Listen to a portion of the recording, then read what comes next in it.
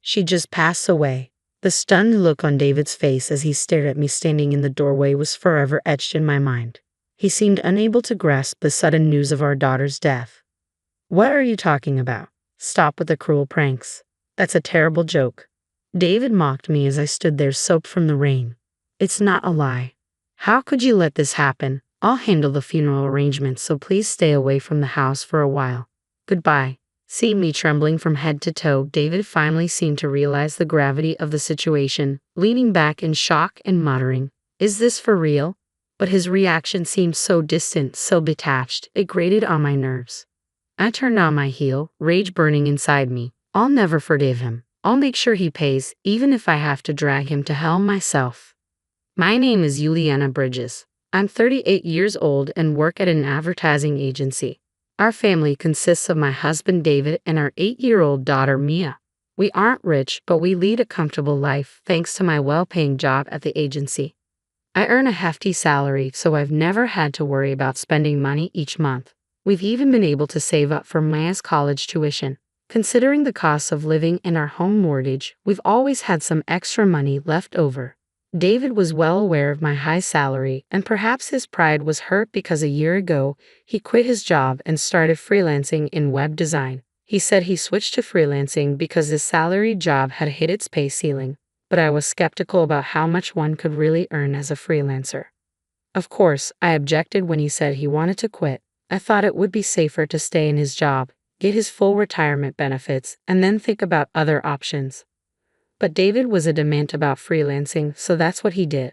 Ever since he began freelancing, David has been working from home. Maybe his stated reason for quitting his job was just a cover and he was really tired of the office politics. Either way, I had to get used to a new routine where David was always home when I left for work. At first, Maya seemed happy that her dad was always at home when she came back from school, but lately she seemed somewhat discontented. She probably feels like she's being constantly watched. She's only 8, but Maya is more mature than her classmates. So our life was going along without any major issues, but I didn't notice that the cracks started appearing when David began working from home.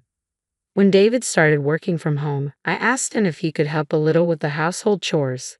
Can you help with things like cleaning and laundry? I'll still cook the meals. I always have excuses. Why do I have to do housework? You're home more and you have more free time. It would be nice if you could help out a bit when you're not too tired. Free?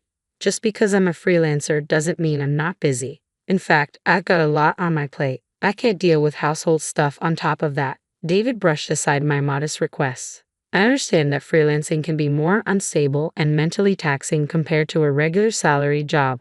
That's one reason why I didn't want him to switch in the first place. But household chores are nobody's specific job, and I've been doing them all alone even though we've both been working. I thought he could share some of the load. But I work too, you know. It should be equal.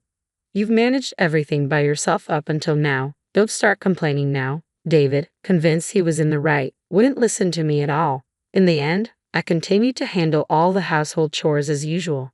I don't assume he's not busy just because he works from home, but whenever I return home late at night, I'd invariably find David sprawled in front of the TV or deeply engrossed in his smartphone. Is dinner ready? He'd ask with an air of entitlement, which always infuriated me. What's more, since working from home, he seemed to become more concerned about cleanliness, always demanding that I clean the house more thoroughly, pointing out every little piece of dirt on the floor, the windows in the bathroom. If you're so concerned, why don't you clean it up yourself? I'm only human. I can't get to everything, I'd reply. Are you talking back to me? Clean up your own mess. It's our family's home. It's not like I'm the only one making it dirty. Yet David would go off on these bizarre tangents, and I was utterly baffled by his logic. Maya would quietly listen to our exchanges from a distance. You know, Dad's always glued to his phone, she'd say. I wish we could go out together on weekends, but Daddy's always busy on his phone, Maya said one Sunday morning as I was preparing breakfast. Apparently, Maya had asked David to go out and play the previous evening, but he'd refuse, barely looking up from his phone. That's true, he's always on that phone, I acknowledged. He's been like that since before you come home from work. Sometimes he's on calls too. Calls? Yeah, he always sounds friendly and I can hear a woman's voice. From Maya's account, it didn't seem like David was talking to a client or a colleague. I tried to think of who he could be talking to so frequently. As a freelancer, I was unfamiliar with the world of freelancing, so I didn't know, but the mention of a woman's voice definitely bothered me. Could he be having an affair? It wasn't unthinkable. He had started working from home only a few months ago, and he now had more free time than when he had a regular job. Trying not to let Maya see my agitation, I focused on preparing breakfast. Several months passed since David started freelancing. He still never helped with any of the household chores, and he began spending whole days away from home during the weekends. I have work to do. Freelancers don't get days off, he'd say as he left the house, dressed sharper than usual, even wearing cologne and accessories he didn't normally use. I had my suspicions, but with no evidence, confronting him would be pointless. Besides, even if David was cheating, I was torn about what I should do. I knew it would be better to part ways. But thinking of Mia, it wasn't an easy decision. Every day, I agonized over the potential consequences for Mia of taking her father away from her. Our lives continued in this way, but a turning point was soon to come. One Monday morning, as I was preparing for work, Mia didn't get up as usual, and I was getting anxious that she'd be late for school. "Mia, it's morning. You need to get up, or you'll be late for school." When I went to Mia's room to wake her up, she looked completely drained. I rushed to her side and placed my hand on her forehead. "You're burning up, Mia." "Yeah," she murmured weakly. I got a thermometer and took her temperature. It read 103 degrees Fahrenheit. Panic set in as I realized I couldn't take the day off today. I had an important meeting. While I was panicking, David entered the room. "What happened?" "Maya is running a high fever. I can't take the day off from work today. Maybe we should call a babysitter." "A babysitter? I'll take care of her." "What?" "Just let her rest. I can make her some soup. It'll be fine." I was utterly taken aback by David's sudden willingness to take care of Mia. David, who had never lifted a finger to help with household chores or child rearing, was now offering to care for our daughter when she was sick. Unbelievable. Though I found it hard to believe, I decided to trust him given the urgency of the situation. "All right, thank you. There's some fruit in the fridge. Give her some if she feels like eating." "Got it." Relieved by David's reassuring response, I hurriedly got ready and left the house. I was deeply concerned about Mia, but arriving at work on time was my top priority for the moment. By the time I reached my office in New York, the skies had darkened and it had started raining. Fortunately, I had a foldable umbrella with me, so I reached the office without getting wet. The meeting began in the afternoon as scheduled, but I couldn't stop thinking about Mia. The office was abuzz due to the sound of heavy rain and strong winds from outside. Come to think of it, wasn't there news about a hurricane approaching? I'd been so busy lately that I hadn't been keeping up with the weather updates, but I remembered a warning about a hurricane making landfall tonight. During the meeting, all of my colleagues, including myself, were constantly distracted by the storm outside, frequently glancing out the windows. By 7:00 p.m., when I was finally done with work and heading home, the earlier storm had turned into a torrential downpour, causing several train delays. The train I was supposed to catch was also delayed, and the platform was packed with people. I was really worried about Mia, who was running a high fever and couldn't bear the thought of waiting there. I hurriedly left the station and began looking for a taxi.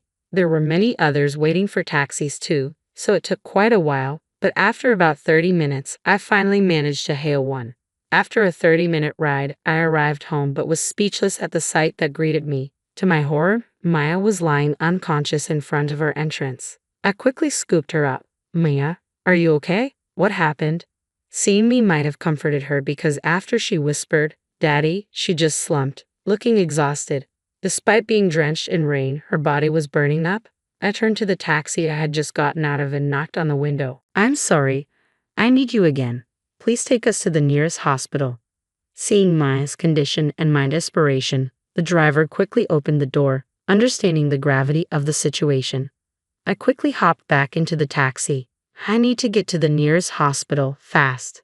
Mia, I kept calling out to her throughout the ride. I felt that if I didn't, something terrible might happen to her. I desperately wanted to know why she was outside in the first place, especially during a storm, but right now, saving her was more important. Despite the heavy rain and slow-moving traffic, we finally reached the hospital. "Ma'am, do take care, especially if you're heading back in this storm," the kind taxi driver said as he dropped us off. "Thank you so much." With a kind-hearted driver seeing me off, I rushed Mia into the hospital. Even though the hospital was busy with many patients, the receptionist quickly realized the urgency upon seeing Mia's condition and got her immediate attention. 30 minutes later, a doctor finally examined Mia, informing me that she was semi-conscious due to a high fever. Thankfully, she had no physical injuries. If her fever reduced, she should be okay. However, given that she'd apparently been outside in the rain for hours with that fever, she had to be admitted immediately. "Mia, I'm so sorry. I hope you feel better soon," I whispered. "Ma'am," a nurse said, "we'll take good care of her. You should rest today." "Thank you." After spending 5 hours at the hospital, endlessly staring at Mia's pained face as she slept, a nurse finally approached me. Though I wanted to stay by Mia's side, I was exhausted both physically and mentally. Having worked all day and then seeing Mia in this state had left me spent, I decided it was best to let the nurses handle it and head home. Everything that happened to Mia was undoubtedly David's fault. Maya murmuring "Daddy" before passing out was evidence enough. It was inconceivable that Mia, with such a high fever, would willingly go outside, especially not during a storm. The more I thought about what David had done, the angrier I became, unable to comprehend or forgive him. All the way home, I pondered what to say to him. If he hears that Mia is okay, he might think it's all right to continue with his reckless behavior in the future. I absolutely don't want that to happen. I needed him to deeply reflect on his actions even more than feeling remorse. With a certain resolve, I headed home. When I arrived, wet from the rain, David was casually fiddling with his smartphone. Noticing me, he looked up in surprise. "Hey, where's Mia? Wasn't she sleeping at the entrance? She said she wanted to play outside. I told her not to, but she wouldn't listen." Seeing David ask that with such nonchalance made my anger boil over. Maya went out on her own? He's the one who tossed her out in the first place. I clenched my fists tightly and replied, "She just passed away." "What?" David stared at me with a dumbfounded look as I stood in the doorway, drenched from the rain. The shock of hearing that his daughter had died seemed too much for him to grasp. "What are you talking about? Stop playing sick jokes. That's in bad taste." The nerve of him to mock me as I stood there, drenched from the rain. "It's not a lie. What have you done? I'll handle the funeral arrangements, so stay away from the house for a while. Goodbye." Seeing me shaking with rage, it finally hit David how serious the situation was, and he blurted out, "Are you for real?" But his reaction seemed so detached, as if it was happening to someone else, which irritated me even more. I turned on my heels, the fury inside me blazing. I won't ever forgive him. I'll drag him down to hell if I have to. I stormed out of the house and headed straight for a hotel. I managed to find a vacant room and decided to stay there for a while. Although it would cost me, now wasn't the time to worry about money. I want to get back at David. If he felt remorse and changed his ways after hearing about Mia's death, I might reconsider my approach. But seeing that he didn't call or message me that day, my resolve only grew stronger. It was clear he couldn't care less about what happened to Mia. This only fueled my anger further, and I began to devise a plan to make him pay. The next morning, I woke up and immediately headed to the hospital. I got word that Mia had regained consciousness. "Mia, are you okay?" "Mom, yeah, I'm fine now. My fever's gone down." "Oh, thank goodness." I hugged Mia tightly and gently stroked her head. She giggled as if tickled by the gesture. Relishing the joy of Mia's return, I eventually pressed her for the truth. "Ma, what happened yesterday?" "Daddy kicked me out." I knew it. He said I was in the way and told me to leave. Then a woman came in, and they chatted like they were close. "A woman? What did she look like?" I didn't get a good look, but she was young. She had bright red nails and wore skinny heels. I couldn't believe it. David was having an affair. Not only did he bring his mistress home on a day Maya had a high fever, but he also locked his own daughter outside. It was beyond comprehension. How could he do something so horrible? "I'm sorry, Mia. That must have been terrifying." "Yeah, but I was happy you came to save me, Mom." For David to put Mia through such trauma and think he could be happy with his mistress was unforgivable. I felt a burning rage consuming me. "By the way, Daddy said he's going to invite that lady over again next Sunday." Next Sunday? That's the day I'm supposed to go on the company trip. He was planning to spend a fun day with his mistress while I was away. I was appalled, but it strengthened my resolve. "Thanks for telling me." I patted Mia's back, vowing to get back at David. The following Sunday, I decided to take Maya and return home. I informed my company that due to personal reasons, I wouldn't be able to attend the trip. After Maya was discharged, we had been staying at the hotel together. It had been a while since we were home, but as we approached the front door, it felt like we were entering someone else's house. "We're home," I said, trying to sound normal. As Maya and I entered, we saw unfamiliar high heels at the entrance, just as Mia had described. The thought of David and his mistress enjoying themselves deeper in the house made my skin crawl. David wasn't in the living room, so I headed to the bedroom, worried about what Mia might witness. I hesitated for a moment, but the room was quiet. Listening closely, I could hear David's voice coming from the bedroom. "You know, it really worked out for me with Mia gone. It made breaking up easier." "How can you say such a thing about your own daughter?" the woman responded. "But yeah, for me it was kind of lucky," David replied. Hearing them talk about Mia's supposed death as if it were a good thing made my head spin. It was clear David didn't feel an ounce of remorse. If that's the case, it's time to confront him directly. "Excuse us," I said as Maya and I appeared in the doorway. The two of them were taken aback, their eyes wide with shock. "Why the hell are you here? You said you were on a company trip. And why is Maya here?" David stammered. "What do you mean? Wasn't Maya supposed to be dead?" the woman added, looking confused. I explained calmly, "The part about Mia being dead was a lie. I'm sorry. I just wanted to see your reaction. I hoped you might show some remorse, but instead, you're here celebrating Mia's supposed death. That's just insane." "A lie? Damn it, you played with my feelings," David said, his fake concern turning to frustration. "Don't mess with me. You're the one who kicked Mia out of the house, right?" I shot back. "No, I didn't. Maya just—" "Daddy did kick me out," Maya interrupted. "He said I was in the way because he wanted to be with that woman." With Mia's swift revelation, David's face turned pale. "That's right," I said. "You did the worst possible thing, not just as a father, but as a human being." Maya was in such a condition that it wouldn't have been surprising if she had died, and you prioritized being with that woman over her, I said, pointing at the woman who had been silently watching our confrontation. "Oh, calling her my mistress? That's not right. She's a colleague from work." "Work? Wait, didn't you say you quit your job and you're freelancing now?" I asked, catching David off guard. David hesitated, his hasty lie inadvertently confirming she was indeed his mistress. "Well, we don't really need to ask her now, do we? Here's the evidence of your affair. Private investigators are quite something. They gathered this much evidence in just a week."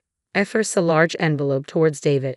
"That's right. After hearing about David's affair from Mia, I decided to get a thorough investigation, but I never imagined the evidence would pile up so quickly. Seems like David isn't very good at hiding things." Hesitantly, David opened the envelope, and as he pulled out the photos, he dropped them, scattering the evidence of his affair all over the floor. "This is so unfair. Do you enjoy cornering someone like this and putting them in a situation where they can't escape?" David protested, trying to deflect blame onto me, which I couldn't understand at all. I pulled out the business card of a divorce lawyer I had stashed in my bag and thrust it towards David. "Unfair. Who's the real coward here? I see no worth in staying with someone so thoughtless any longer. Let's get a divorce." David's eyes widened as he stared at the business card. If he truly wanted to be with his mistress, he should have been willing to accept the divorce easily. "Oh, and by the way, once we're separated, you'll, of course, be responsible for asset division and child support. I'll make sure to inform your company and your parents about everything. Be prepared for that." I glanced at the woman, his affair partner, when I said, "You." "What? Why me? I didn't know anything about this." The woman protested. "Don't you know you destroyed a family with your actions? You have to take responsibility," I told her firmly. The mistress began to panic and messed up her hair. Both Mia and I watched her coldly. Mia, still a child, seemed to understand what was going on and held my hand tightly. "If you don't have the money, find a way to get it. You two are in love, right? You should be able to overcome this together. Just never show up in front of Mia and me again. I'll give you the house, but you're still responsible for the mortgage," I said sternly. "Wait," David tried to protest, but I pulled Mia away.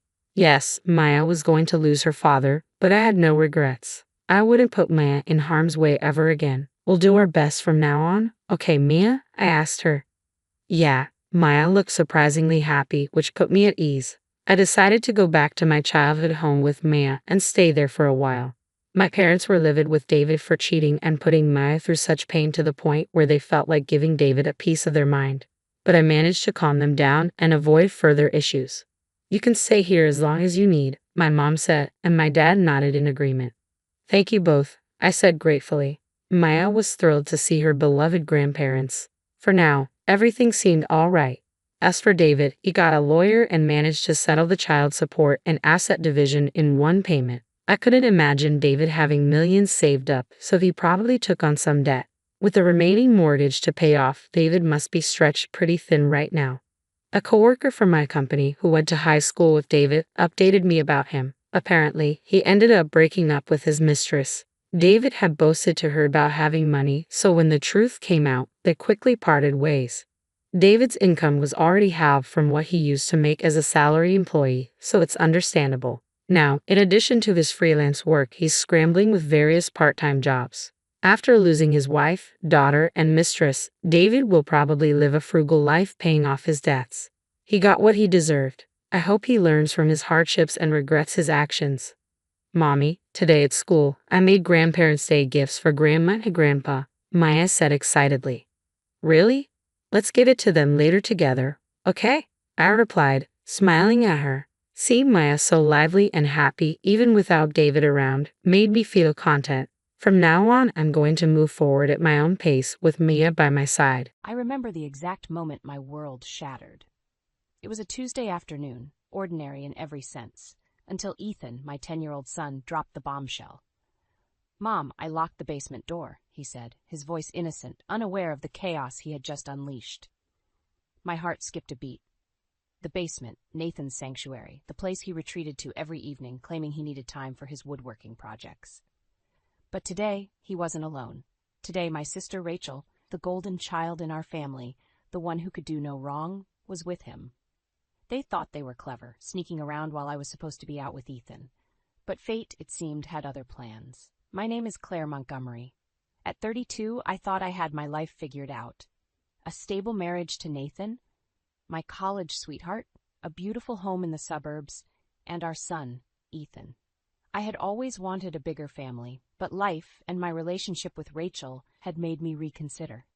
Growing up, it was always Rachel this, Rachel that. Our parents doted on her, ignoring my achievements, my struggles. I never wanted Ethan to feel that kind of neglect, that sting of favoritism. As I stood there processing Ethan's words, a storm brewed inside me. Rage, betrayal, disbelief, they swirled in my head, each emotion more overpowering than the last. Nathan and Rachel? It was like a sick joke, a plot twist in a trashy novel. I needed to see it for myself. I needed to confront them. But as I moved towards the basement door, I stopped. No, they didn't deserve the satisfaction of seeing me break. They didn't deserve my tears, my anger. In that moment, a cold, hard resolve settled over me. Let them stay there, locked in their den of deceit. Let them wonder, panic even, when I didn't come to their rescue. Ethan's voice snapped me out of my reverie. "Mom, are you okay?" I forced a smile, my heart aching for my innocent child, caught in the middle of this sordid affair. "Yes, honey. I just remembered we have that picnic today, remember? Just the two of us." His face lit up and guilt gnawed at me. I was about to drag my child into my plan for revenge, but it was too late to turn back now. "Let's get going," I said, my voice steady. As we drove away from the house, I couldn't help but glance at the rearview mirror, half expecting Nathan or Rachel to come running out, calling for us to stop. But there was nothing. Just the quiet suburban street, basking in the afternoon sun, oblivious to the drama unfolding in my home. The picnic was a blur. Ethan chattered about school, his friends, the new video game he wanted. I nodded and smiled, but my thoughts were elsewhere, on the betrayal that had uprooted my life. As we laid out our spread on the grassy field, Ethan's laughter ringing in my ears, a part of me wondered if I was doing the right thing. But then I remembered their laughter, their whispers, the way they thought they could make a fool out of me. No, this was just the beginning. Rachel and Nathan had crossed a line, and there was no going back. As the sun began to set, painting the sky in shades of orange and pink, I made a silent vow. I would make them pay. They would regret the day they underestimated Claire Montgomery. The next morning dawned with an air of pretense, as if the sun itself was trying to brush off the darkness of the previous night. I had barely slept, my mind replaying the scenario over and over again. Nathan and Rachel, locked in the basement, the secret they thought they had so cleverly hidden now laid bare. My phone buzzed incessantly with calls from Nathan. I watched it ring, feeling a twisted satisfaction in ignoring his desperate attempts to reach me. Let him stew in his guilt and fear. Ethan, oblivious to the storm brewing, munched on his cereal. "Is Dad still in the basement? He sure loves that place," he remarked innocently. I forced a smile, hiding the turmoil inside. "Yes, he's very busy with his projects," I lied smoothly. As Ethan left for school, I braced myself for what was to come. The confrontation was inevitable, but first, I needed answers. I needed to know how deep this betrayal ran. I dialed Rachel. She picked up on the first ring, her voice laced with panic. "Claire, oh my God, you won't believe what happened. Nathan and I got locked in the basement. It was so scary." Her feigned innocence fueled my anger. "Really, Rachel? How terrifying for you," I said, my voice dripping with sarcasm. She hesitated, sensing my mood. "Claire, I can explain. It's not what you think." "Oh, I think it's exactly what I think. How long, Rachel? How long have you been sneaking around with my husband?" There was silence on the other end. Then a soft sob. "It just happened, Claire. It wasn't planned, I swear." I laughed bitterly. "Just happened? You expect me to believe that?" "I'm not a fool, Rachel," she cried, now her sobs loud and unconvincing. "Please, Claire, you have to believe me. It was a mistake." "A mistake? No, Rachel. A mistake is forgetting to buy milk at the store. This is a choice to betray your own sister. I hope he was worth it." I hung up before she could reply, her sobs still echoing in my ear. I felt a rush of power, of control. For once, I was not the overlooked sister, the one left in the shadows. I was the one calling the shots. But my triumph was short-lived. The reality of what had happened, of what I had lost, began to sink in. Nathan and I had built a life together, a family, and now it was all crumbling down, like a house of cards in a gust of wind. I looked around the house at the photos on the walls, the memories we had created. They now felt like a mockery, a cruel joke. I had been living a lie, and the truth was a bitter pill to swallow. But swallow it I must. There was no going back now. Nathan and Rachel had made their choice, and I had made mine. The path ahead was unclear, fraught with pain and uncertainty. But one thing was certain. I would not be the victim in this sordid tale. I would write my own ending, and it would be one of triumph, not defeat. As I gathered the photos, tearing them from their frames, a plan began to form in my mind. Rachel and Nathan had taken everything from me. It was time to return the favor. The day unfolded with a deceptive calm, the normalcy of my routine clashing with the turmoil within. But beneath the surface, my mind was a whirlwind of plotting and planning. Today was the day I'd set my revenge in motion. I had arranged for Ethan to spend the weekend at a friend's house. He deserved a break from the tense atmosphere at home, and I needed space to enact my plan without his innocent eyes watching. I called Tyler, Rachel's son from her first marriage, and invited him over. Tyler, a quiet 15-year-old, had always been close to Ethan, more like a brother than a cousin. There was a maturity in him, a certain depth that came from dealing with Rachel's antics all his life.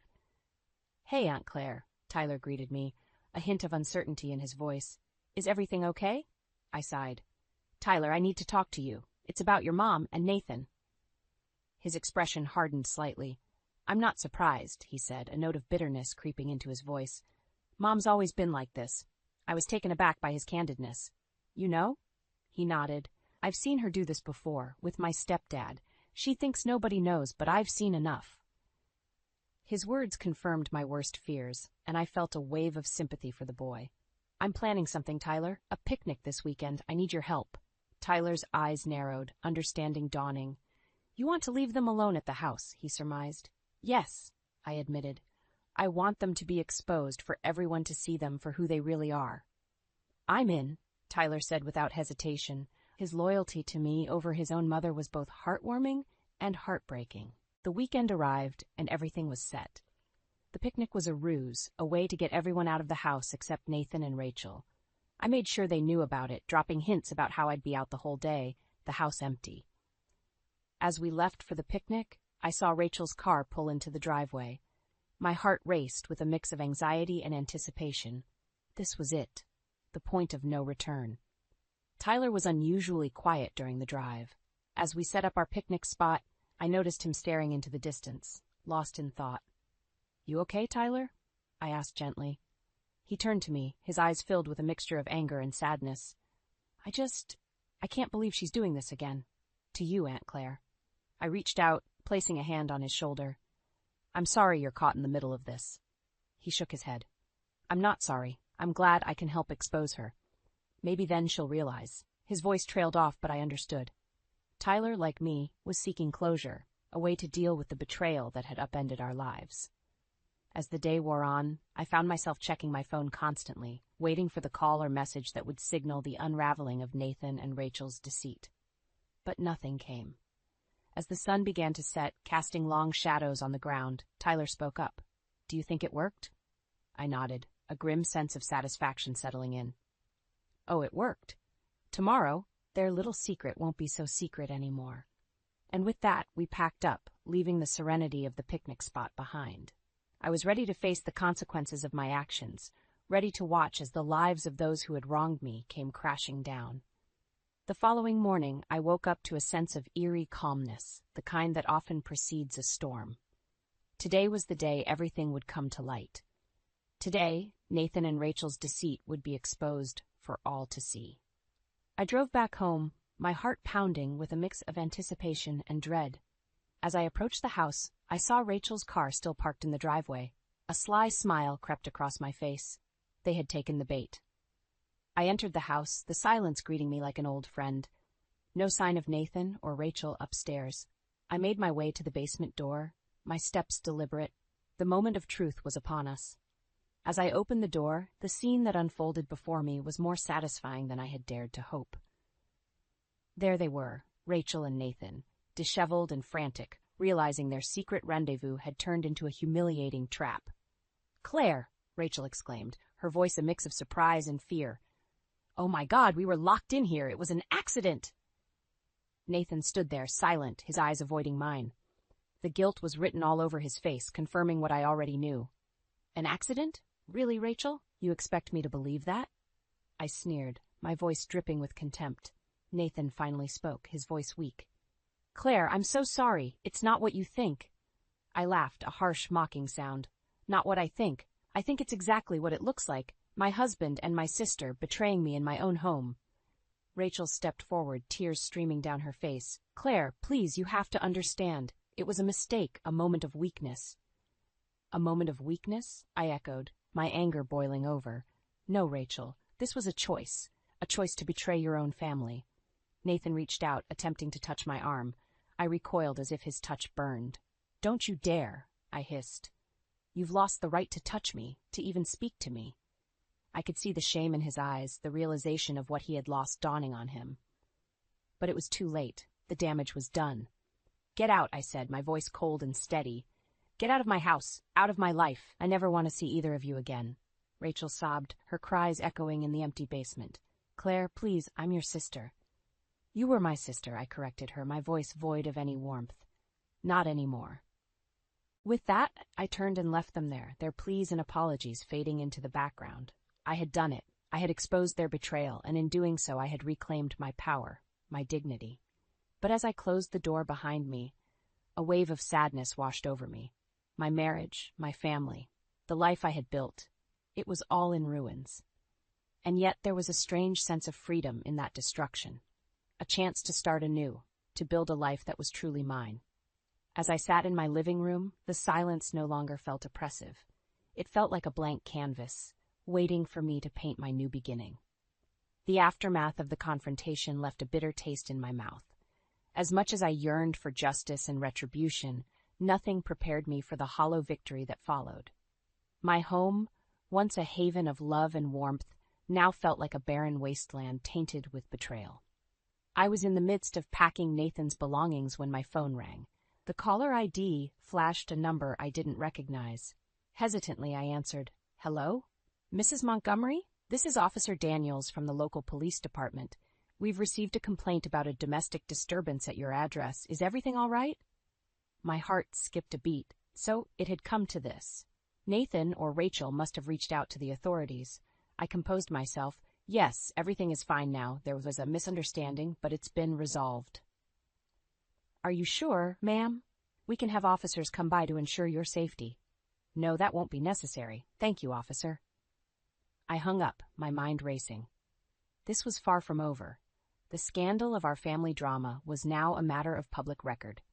I wasn't surprised when the gossip started. Whispers at the grocery store, pointed looks from neighbors.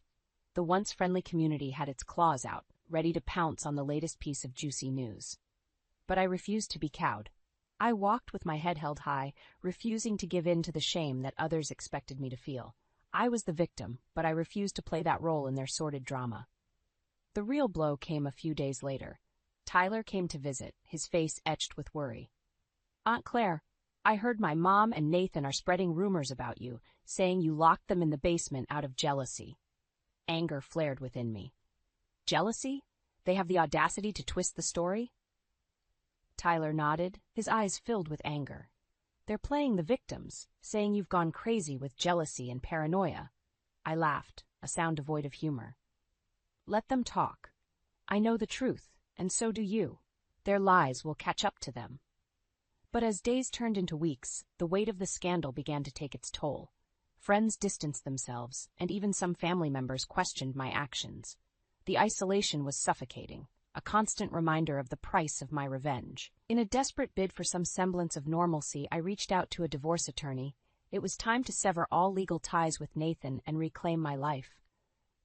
The attorney, a sharp-witted woman named Miss Harper, listened to my story with a mix of sympathy and professional detachment. Mrs. Montgomery, while I understand your need for a quick resolution, I must warn you, this will be a messy divorce, especially with the allegations flying around. Are you prepared for that? I nodded, determination stealing my resolve. I want to move on, Miss Harper. I want to close this chapter of my life for good. As I left her office, a plan began to form in my mind. Nathan and Rachel wanted to paint me as the villain? Fine. I would give them a performance they'd never forget. I would emerge from this scandal not as a broken, scorned wife, but as a woman reborn, stronger and more resilient than ever. The days leading up to the divorce proceedings were like navigating through a minefield. Every step I took was met with criticism and judgment from those around me. But I was resolute. I refused to let Nathan and Rachel's deceit destroy me. The day of the first hearing arrived. Dressed in my best suit, I walked into the courtroom, my head held high. Nathan was already there, looking haggard and remorseful. Rachel wasn't present, but her absence did nothing to quell the sense of betrayal that simmered within me. Mrs. Montgomery, my lawyer, Miss Harper, whispered as we took our seats. Remember, stay calm and collected. Let him dig his own grave. Nathan's lawyer was the first to speak, painting Nathan as a victim of my supposed irrational jealousy. Mrs. Montgomery's actions were driven by unfounded suspicions and jealousy. Locking my client in a basement is not only unlawful, but also speaks to her unstable state of mind. I felt my blood boil, but I remembered Miss Harper's words. I remained silent, letting them spin their tale. Then it was our turn. Miss Harper was methodical, her words sharp and precise. My client acted out of self-defense. The evidence of Mr. Montgomery's infidelity is clear, and Mrs. Montgomery's actions, while extreme, were a result of emotional distress caused by this betrayal. The judge listened intently, his expression unreadable. After what seemed like hours, he finally spoke. Given the circumstances, I believe a fair settlement is in order. Mrs. Montgomery will have full custody of their son, Ethan, and Mr. Montgomery will provide alimony and child support. Relief washed over me, but it was short-lived. Nathan's eyes met mine, filled with a mixture of anger and regret. Claire, please, he began, but I cut him off. There's nothing left to say, Nathan. You made your choice. As I walked out of the courtroom, I felt the weight of the past few months start to lift. But the battle wasn't over yet. The social fallout from the scandal continued to plague me. Friends I once considered close turned their backs, siding with Nathan and Rachel's twisted narrative. I found solace in Tyler, who had become a frequent visitor. He, too, was struggling with the backlash, especially from Rachel's side of the family. They're calling you a monster, Tyler said one evening, anger lacing his voice. But they don't know the truth. They don't know her like we do. I sighed, feeling a kinship with Tyler that went beyond family ties. Let them talk, Tyler. We know the truth, and that's all that matters. But even with the legal battle won, a sense of unease lingered. Rachel was still out there, spinning her web of lies, and I knew she wouldn't go down without a fight. I needed to be vigilant, ready for whatever she had planned. As I lay in bed that night, I realized that this was far from over. The divorce was just the first step in reclaiming my life. But to truly move on, I needed to face Rachel and put an end to her manipulative games once and for all. The final chapter of my marital saga began on a crisp autumn morning. The leaves had turned a fiery orange, mirroring the burning resolve within me to confront Rachel and end this once and for all. I had arranged to meet her at a local cafe, a neutral ground where we could talk without the shadows of the past looming over us. As I waited, my mind raced with the possible outcomes of this confrontation. Rachel arrived, her demeanor a mixture of defiance and nervousness. "So you wanted to see me?" she began, her voice laced with a feigned casualness. I looked her straight in the eyes, my gaze steady. "Yes, Rachel, it's time we put an end to this," she scoffed. "Put an end? Claire, you've ruined everything. Your paranoia, your crazy accusations." I felt a surge of anger but quickly quelled it. "No, Rachel, you ruined everything. Your selfishness, your betrayal. You destroyed our family for your own desires." Rachel's facade cracked, her eyes flashing with anger. "You think you're so perfect, don't you? Always playing the victim. But you're not innocent in all this. You pushed Nathan away, and I was there for him." I shook my head in disbelief. "You call sleeping with my husband being there for him? You're delusional, Rachel." The conversation escalated, each word we exchanged sharper than the last. But as the argument wore on, I felt a strange sense of detachment. This was no longer about winning an argument or proving a point. This was about closure. Finally, I leaned back, my decision clear in my mind. "You know what, Rachel? I'm done. I'm done letting you and Nathan dictate my life. I'm moving on, and I suggest you do the same." Rachel's face twisted into a sneer. "Move on? After everything you've done?" "Yes, move on," I affirmed. "I've been granted full custody of Ethan, and Nathan is providing alimony and child support. The divorce is final. It's over, Rachel." She was visibly shaken, her bravado crumbling. "You think you've won, don't you? You think you can just walk away from this?" I stood up, my chair scraping against the floor. "Yes, I'm walking away. From you, from Nathan, from this entire mess. I'm starting fresh, for Ethan and for myself." Rachel watched me, her eyes filled with a mixture of hatred and disbelief. But I didn't linger on her expression. I walked out of the cafe, leaving her in the past behind. In the weeks that followed, I found a new sense of peace. I focused on rebuilding my life, on being there for Ethan, who had been my rock through this entire ordeal. We moved to a new neighborhood, a fresh start away from the judging eyes and whispered rumors. I landed a new job, found new friends, and for the first time in a long time, I felt hopeful about the future. The scars of the past would always be there, but they no longer defined me. As I watched Ethan play in our new backyard, laughter filling the air, I realized that this was what mattered. This was my new beginning. My chance to write a new story, one where I was no longer a victim, but a survivor, a woman reborn from the ashes of her past. And as the sun set, casting a warm glow over our new home, I knew that, despite everything, I had emerged stronger, ready to face whatever life had in store for me. "You should have handed over control when Dad passed," Brielle's voice cut through the noise like a knife through butter. "This is our chance to sell and make a real profit." My heart stuttered as I peered around the corner, spotting my cousin deep in conversation with Ethan, my fiancé of 3 years. They huddled near the bar, oblivious to my eavesdropping presence at our winery's annual harvest party. "I'm in," Ethan murmured with a solemn nod. "We'll tell Avery after securing the deal. She won't be able to refuse once the money's on the table." Bile rose in my throat as the truth slammed into me.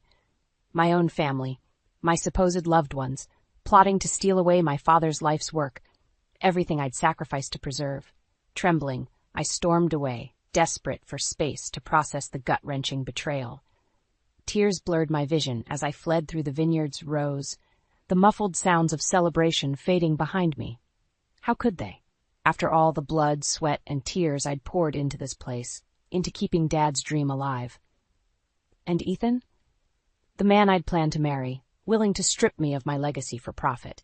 The vines stretched endlessly in every direction, mirroring the tangled maze of shock and rage clawing at my chest. I stumbled forward, uncaring of the twigs snagging my dress or the chill night air whipping across my face. It wasn't until I reached the secluded corner where Dad's favorite rosebush grew that I finally crumpled to the ground in anguished sobs.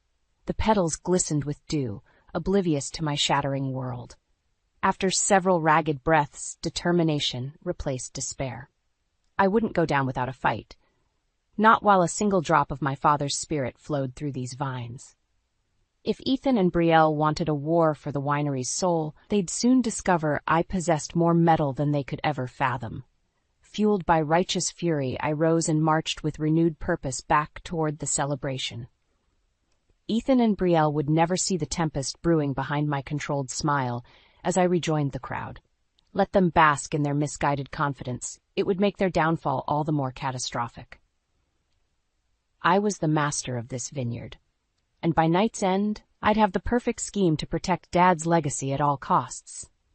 In the days following the harvest party, I played the role of the oblivious fiancé to perfection. Ethan remained affectionate, his gentle kisses and soft caresses mere rehearsed performances masking his deceit. "How was your meeting with the marketing team?" he asked over dinner one evening, his hazel eyes betraying not a glimmer of guilt. I forced a smile.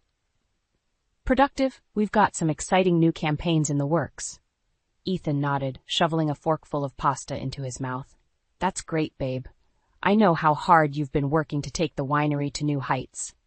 The blatant hypocrisy nearly made me gag. While he spouted meaningless platitudes, I secretly gathered evidence, piecing together the full extent of his treachery with Brielle. Tapping into the winery's financial records and encrypted communications, I discovered their embezzlement stretched back months, funds they'd been funneling into an offshore account. Printouts detailing dozens of wire transfers lay scattered across my office desk like damning puzzle pieces. My blood boiled as I connected their illicit money trail to meetings with corporate bigwigs, vultures eager to devour my family's legacy. "You lying, grasping snakes," I seethed through gritted teeth. The office door creaked open, and Lucia, my most trusted employee, stepped in with a concerned frown. "Everything okay, Miss Connors?" I waved her inside and gestured to the documents. "See for yourself. My dear fiancé and cousin have been stabbing us in the back for months, setting up a sale to that blood-sucking conglomerate we've been fighting off." Lucia's eyes widened in horror as she scanned the records. "Those maneuvers, how could they?" "Greed and self-preservation," I spat. "Ethan's likely counting on making me the rank-and-file winery bitch once the deal is done."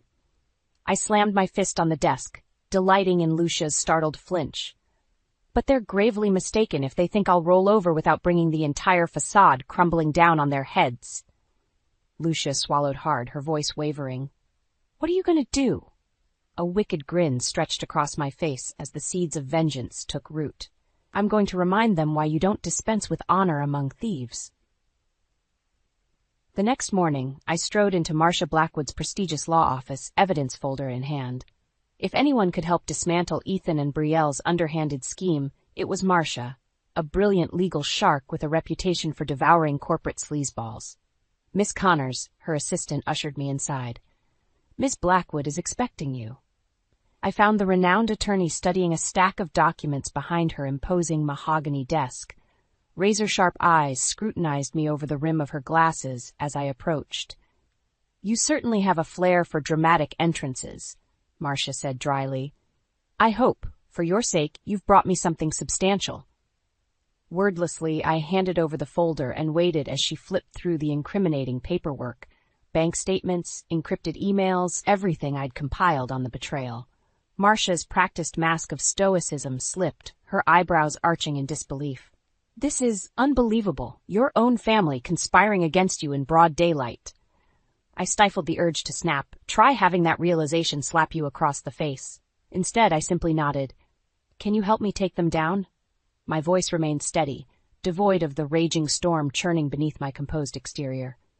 "I want to bury Ethan and Brielle under the full weight of legal and public retribution." A predatory glint flickered in Marcia's eyes. the look of a tiger scenting blood on the wind. "Oh, I'll do more than that, Miss Connors. By the time we're through, their reputations and freedom will be torn asunder. They'll be left destitute, forced to slink away from this valley with their tails between their legs." My lips curved into a vindictive smile, already envisioning the devastation I'd rain down upon the traitorous snakes slithering in my midst.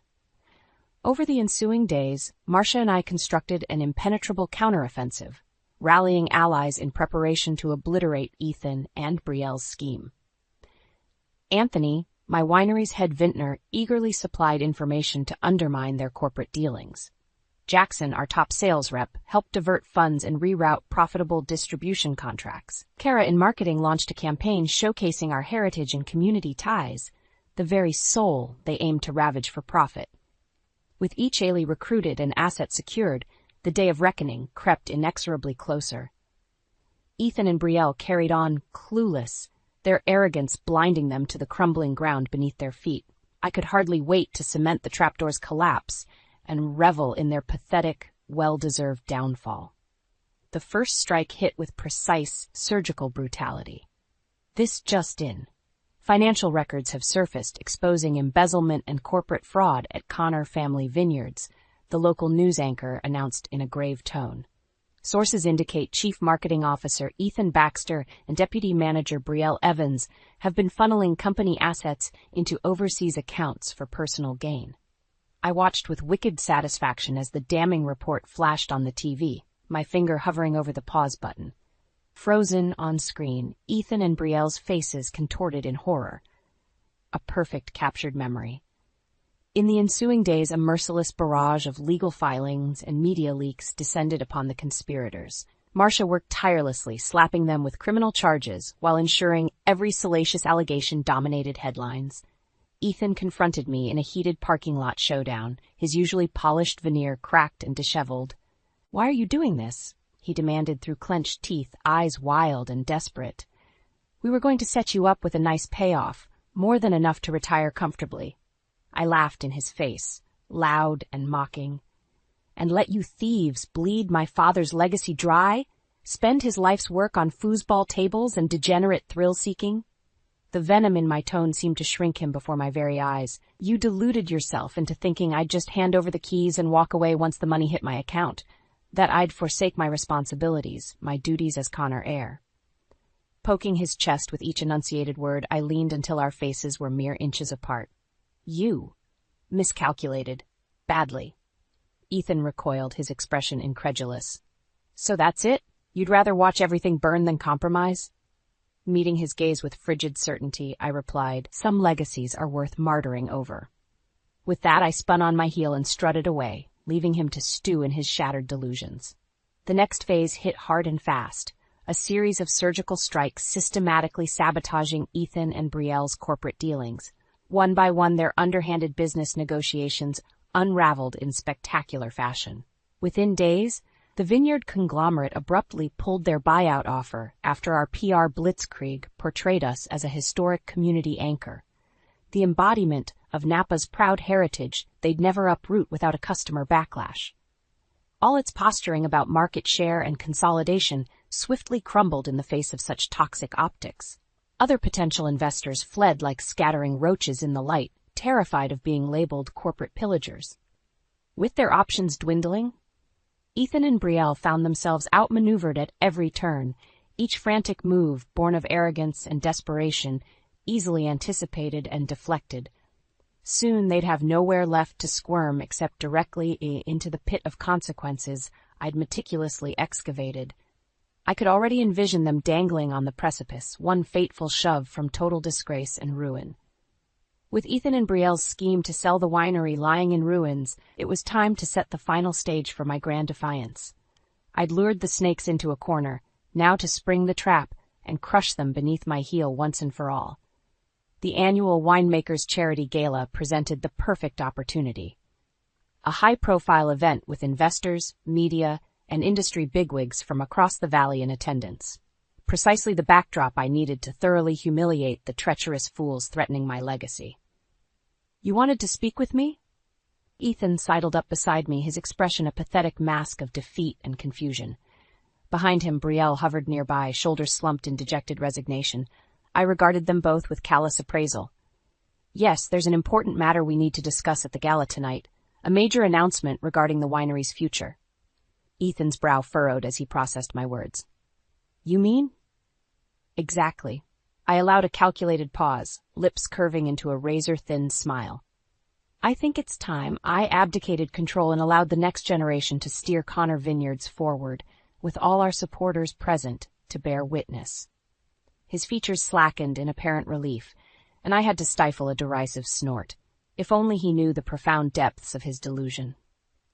I don't know what to say, he stammered out.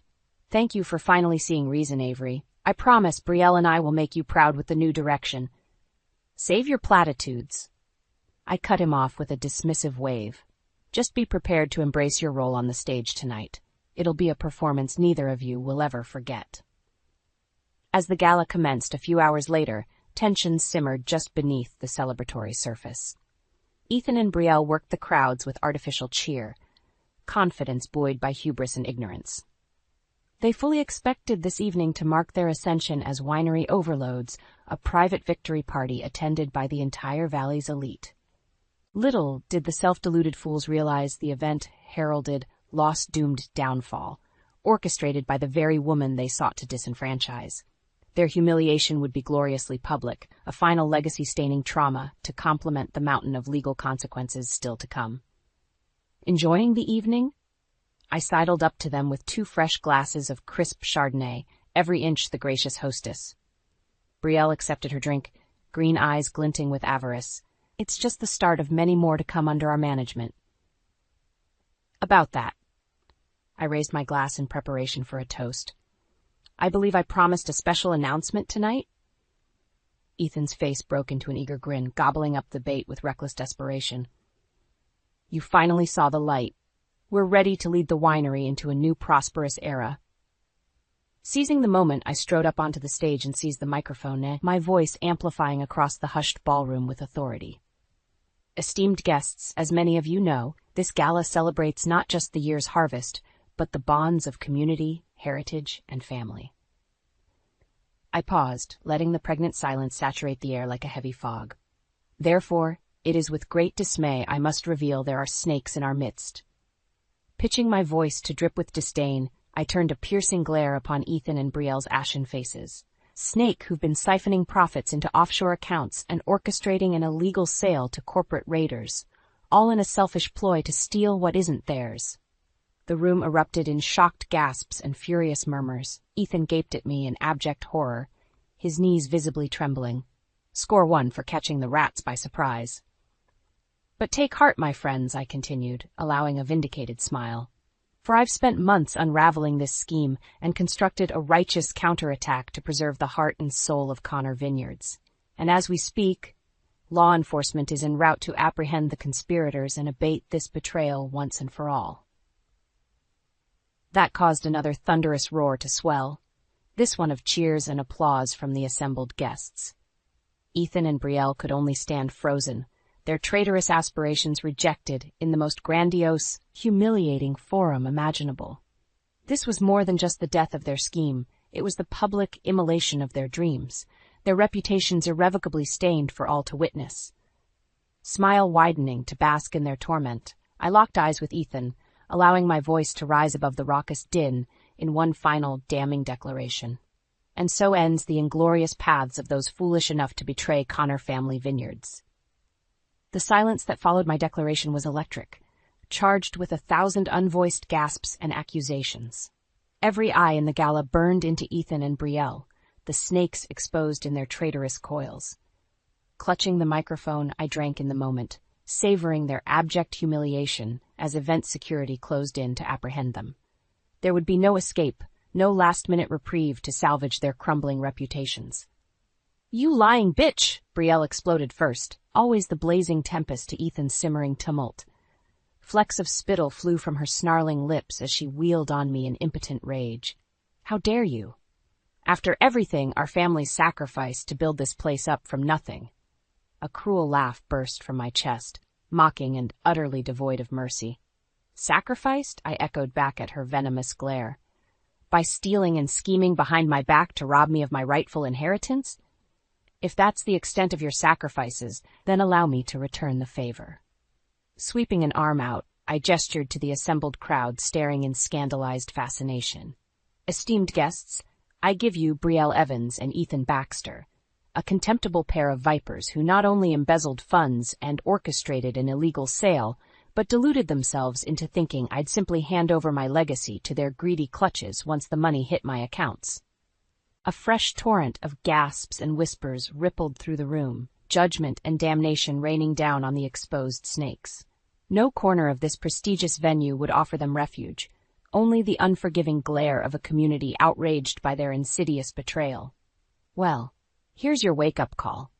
I locked eyes with the fuming Brielle, jaw clenched to savor her swift descent into panicked realization. "The Connors don't fold to snakes or sell our souls so easily. We have a pride and resilience that parasites like you could never comprehend." Dismissing her with a contemptuous sneer, I turned my scathing address toward the squirming Ethan. "And you, my so-called husband-to-be, orchestrating a con to strip me of everything I've sacrificed for. Tell me, were you even attempting to mask your disloyalty, or just stringing me along like a blissfully ignorant puppet?" Ethan opened his mouth to respond, but any protest withered on his ashen lips beneath my blistering glare. "Save your platitudes, we both know the truth. You saw an opportunity for an easy payday. Damn whoever's lives or legacies got chewed up along the way." My fingers stabbed with each enunciated syllable, driving the humiliation deeper. "Well, you miscalculated badly, Baxter, and now you'll reap the widespread ruination you've disgraced yourselves by earning." As if on cue, the ballroom doors flew open, revealing a grim-faced Marcia Blackwood flanked by county sheriff's deputies, the legal cavalry arriving to compound the conspirators' devastation. They swept forward as twin tidal waves of dread finally crested over Ethan and Brielle's masks of feigned innocence.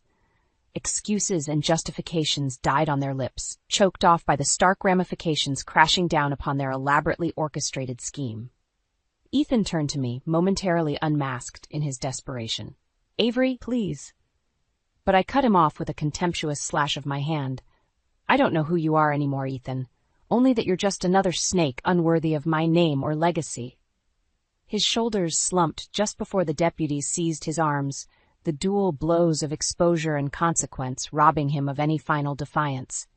Fighting back a cruel smirk of satisfaction, I handed off the microphone to the approaching Marcia and stood tall, basking in the complete conquest over those who dared imperil everything I held sacred. The sight of Ethan and Brielle being led away in shackles amid a chorus of infuriated shouts branded itself into my memory like a searing brand. A watershed moment, their pathetic hopes and conniving snuffed out, the battlefield belonging solely to the righteous victor once more. In the days following the gala, a torrential downpour of consequences deluged Ethan and Brielle's shattered world. The dominoes I'd meticulously lined up for months toppled in devastating, unrelenting succession. First came the media crucifixion, a full-court blitz of skating exposés that left no damning stone unturned. Embezzlement figures, paper trails of illicit deals, and every unsavory allegation flooded the airwaves and newspapers. Then, the corporate clients and investors rapidly distanced themselves from the toxic fallout. Distributors and joint ventures severed ties as if the conniving snakes had developed a virulent, untreatable plague. Lucrative contracts evaporated overnight, closing off any potential lifelines or escape routes. Within a week, the once burgeoning empire, Ethan and Brielle envisioned, lay smoldering on the funeral pyre of their treacherous designs. Watching the dominoes spiral from my winery office's floor-to-ceiling windows, I sipped a crisp Chardonnay, smoky undertones from the Heritage Vineyards crop, complemented by the sweetness of hard-earned vindication. "It's all crumbling apart for them out there," Lucia murmured, mirroring my hawkish gaze. "Just like you said it would."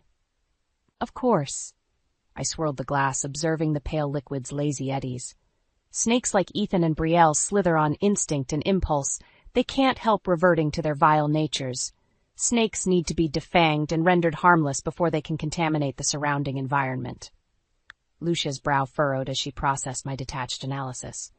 "And you're just okay with doing that to your own cousin? Your ex-fiancé?" A wintry smirk tugged at the corners of my lips. I am the master of this vineyard, Lucia. Those sorts of personal entanglements and sentiments are luxuries I cannot afford to entertain, not when the stakes are so monumental. Shaking her head slowly, she shifted her gaze back outside. I don't know how you have the stomach for it. All this, coldly dismantling their lives. It's not about vengeance or settling scores, I replied evenly. This was always about upholding the values and legacy my father imparented upon these vines. Some degradation simply cannot be allowed to take root. A brief lull stretched between us as the enormity of the situation resonated. After a few thoughtful sips, I broke the silence. We're in the final throes now. Ethan and Brielle's reputations are decimated beyond repair, their underhanded ambitions rendered stillborn. My finger traced the path of a large truck pulling away from a nearby warehouse, the last dribbles being siphoned off their illicit overseas accounts and asset seizures. Soon, their ill-gotten windfalls will be returned to their rightful place, and they'll be left as they began, common graspers stripped of all influence and credibility. A grim smile etched across my features as I envisioned them reaping the whirlwind of their own making. No prison could confine them as completely as the reputations and futures they'd willingly immolated on the altar of greed and treachery. Every eye would forever gaze upon them and see only the parasites who betrayed family and legacy for a quick payday, irredeemable snakes expelled from their padded Eden into the wilderness of permanent societal exile. A more comprehensive immolation than anything I could have orchestrated by sheer force of will. It's the perfect karmic justice, I declared, clinking my glass against Lucia's in a muted toast. They'll never hold power or influence in this valley or respected circles ever again. As the crystal chimed, my gaze drifted over the sprawling vineyards basking in the valley's reflected emerald glow. The spark of renewal and reinvigoration already gathered on the horizon, possibilities blossoming like a new bountiful harvest yet to be plucked. My family's righteous legacy endured, burnished anew while the snakes shriveled and expired, warnings to any who dared stake foolish claims against its roots. I would ensure the winery's spiritual heart stemmed strong and proud in the aftermath. This land and its fruits would continue upholding the honored Connor's name long after Ethan and Brielle faded from memory like the meaningless parasites they were. Order had been restored, karmic balance achieved with a ruthless, defensive precision. In the aftermath of Ethan and Brielle's disgrace, an unsettled quiet descended upon the vineyards, the calm before a new season of growth and rebirth took root. I stood alone amid the pruned vines, calloused fingers tracing the gnarled bark, as the first whispers of spring's rejuvenation danced on the crisp morning breeze. The heady, fertile scents served as a poignant reminder of the perpetual cycles governing our world. Decay always preceded new life flourishing from the fallow remnants. Closing my eyes, I inhaled deeply and permitted myself a faint, rueful smile. Ethan and Brielle were experiencing that harsh transition now, reaping the bitter harvest they'd sown through arrogance and betrayal. Once vitally connected to this sacred valley's lifeblood, they now found themselves permanently severed, withered husks left behind as the next evolution in Connor Vineyards progressed without them. You look entirely too philosophical for someone clutching pruning shears. Anthony's gruff voice shook me from my reverie. I cracked open one eye to find the cantankerous old vintner shuffling up beside me, shotgun slung over his shoulder in his usual curmudgeonly fashion. Just savoring the turning of seasons, I replied, nodding toward the replenished vines already studding with pale green buds, contemplating the cycles that govern all aspects of life. Anthony snorted, hawking a thick globule of phlegm into the pristine soil. If you're searching for some grand metaphor about your jackass ex-fiancé and money-grubbing cousin, you're barking up the wrong goddamn vineyard. I fought back a chuckle, recognizing Anthony's typical bluster. Not at all, I assured him, merely appreciating the moments of peace and clarity before we dive headlong into another demanding harvest. The brusque old man gave a grudging nod, squinting out over the sea of vibrant green shoots stretching toward the horizon. Well, at least you finally evicted those parasitic rats mucking about in the wine cellar, he growled. Spat enough dealing with aphids and mildew without vermin infestations threatening to strangle the whole operation. His crass wisdom struck an unexpected chord of sanguine appreciation within me. Somehow, Anthony's earthy pragmatism invoked the spirit of these lands more than any fragrant spring zephyr or poetic Renaissance musings could muster. Some legacies endured not through florid romanticisms, but by the hard-bitten determination to preserve their essence through every cycle of death and rebirth. Dad had that stubborn tenacity, and now, in the aftermath of my own battle to safeguard our proudest fruits, it seemed I had awoken to it as well. Nodding toward the distant winery complex peeking over the knolls, I voiced the conviction blossoming in my chest. I want to expand our attractions and hospitality ventures, I declared. Lavish new visitor experiences to take this place to even greater heights. Show the world we're not some quaint foothill boutique, but a leading cultural anchor as timeless as the grapes we cultivate. Anthony regarded me with one bushy-thing eyebrow arched. Mighty ambitious talk, Miss Connor. A cantankerous smirk tugged at the corner of his cracked lips. Hope you've got the grit to back it up once the snakes come slithering back. My fingers tightened around the pruning shear's worn wooden grip, drawing reassuring strength from its hewn permanence. I'm counting on it, I replied with a feral grin. The vines and soil have tasted treachery. They'll never allow anything besides the purest offerings to take nourishment again. Let the serpents bare their fangs, we'll simply lop off their skulls and continue flourishing as we were meant to. Anthony held my gaze for a long moment before unleashing a gravely chuckle that reverberated across the peaceful vineyard like a rollicking thunderclap. Well, I'll be damned, he sputtered between wheezing guffaws. You've finally grown a nice pair of auteur Italian grapes, haven't you, girl? My laughter joined his, the twin reverberations mingling and trilling through the awakening vines, harbingers of the revitalized spirit and enterprise taking root. As our mirth gradually subsided into a comfortable quiet, I gazed out over my family's verdant domain with a renewed sense of purpose igniting within. No longer would I merely aim to preserve these hallowed lands. That passive existence felt unbefittingly hollow in the wake of my trials.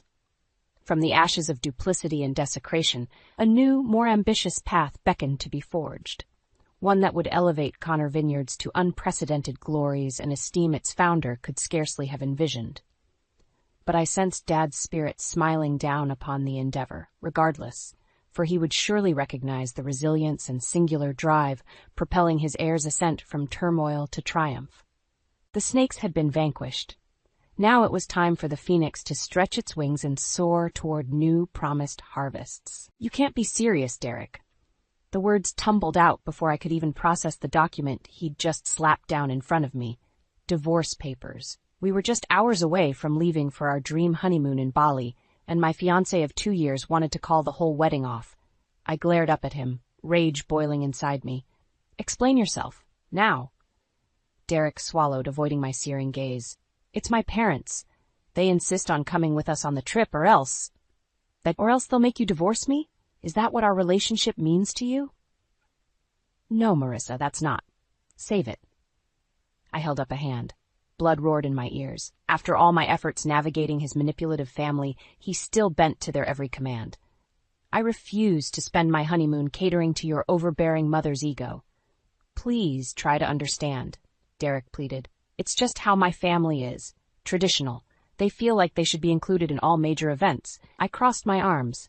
And you didn't think to mention this sooner? We sent out the invitations months ago. Everything is booked. I know. He slumped down in the nearest chair. I thought if I told you earlier, you'd call the wedding off. Mom insisted I wait until the last second. Cold fury washed over me. So this ambush was strategic. Evelyn deliberately chose our weakest moment to force her demands. Now the coward expected sympathy? I met his watery gaze, anger broiling inside me. How could I have been so stupid to not see through this ruse? He sipped vodka, liquid courage to gaslight me. Behind his pathetic facade hid a spineless mama's boy, drunk on control.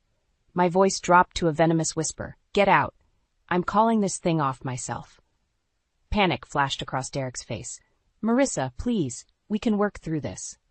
He reached for my hand. I recoiled sharply. Don't touch me. It's clear where your priorities lie, and frankly, I refuse to play second fiddle to your lunatic family. He flinched like I'd slapped him across the face. A year ago, that vulnerability would have softened me, but now the gesture only fanned my fury. How many times had his toxic relatives belittled, undermined, and insulted me? I was done being silenced and pushed around. I strode forward until we stood nose to nose. If you had an ounce of integrity, you'd stand up to them instead of hiding behind Mommy's skirt like an infant. My finger jabbed into his chest, punctuating each remark as his eyes bugged with fear. But unfortunately, you were raised to be helpless, weak, codependent. With impeccable timing, his phone rang. Evelyn's smug face flashed on the screen. I spun away before I slapped her image off the table. This ended now. I would not be blindsided again. As I packed my bags, resolve fortified my shaking limbs. If it was war Evelyn wanted, then war she would have. The morning light filtering into my studio provided little warmth as I scrutinized the guest list for our would-be wedding reception. One by one, I mentally cataloged each name based on their level of enmeshment with Evelyn's toxic web of social connections.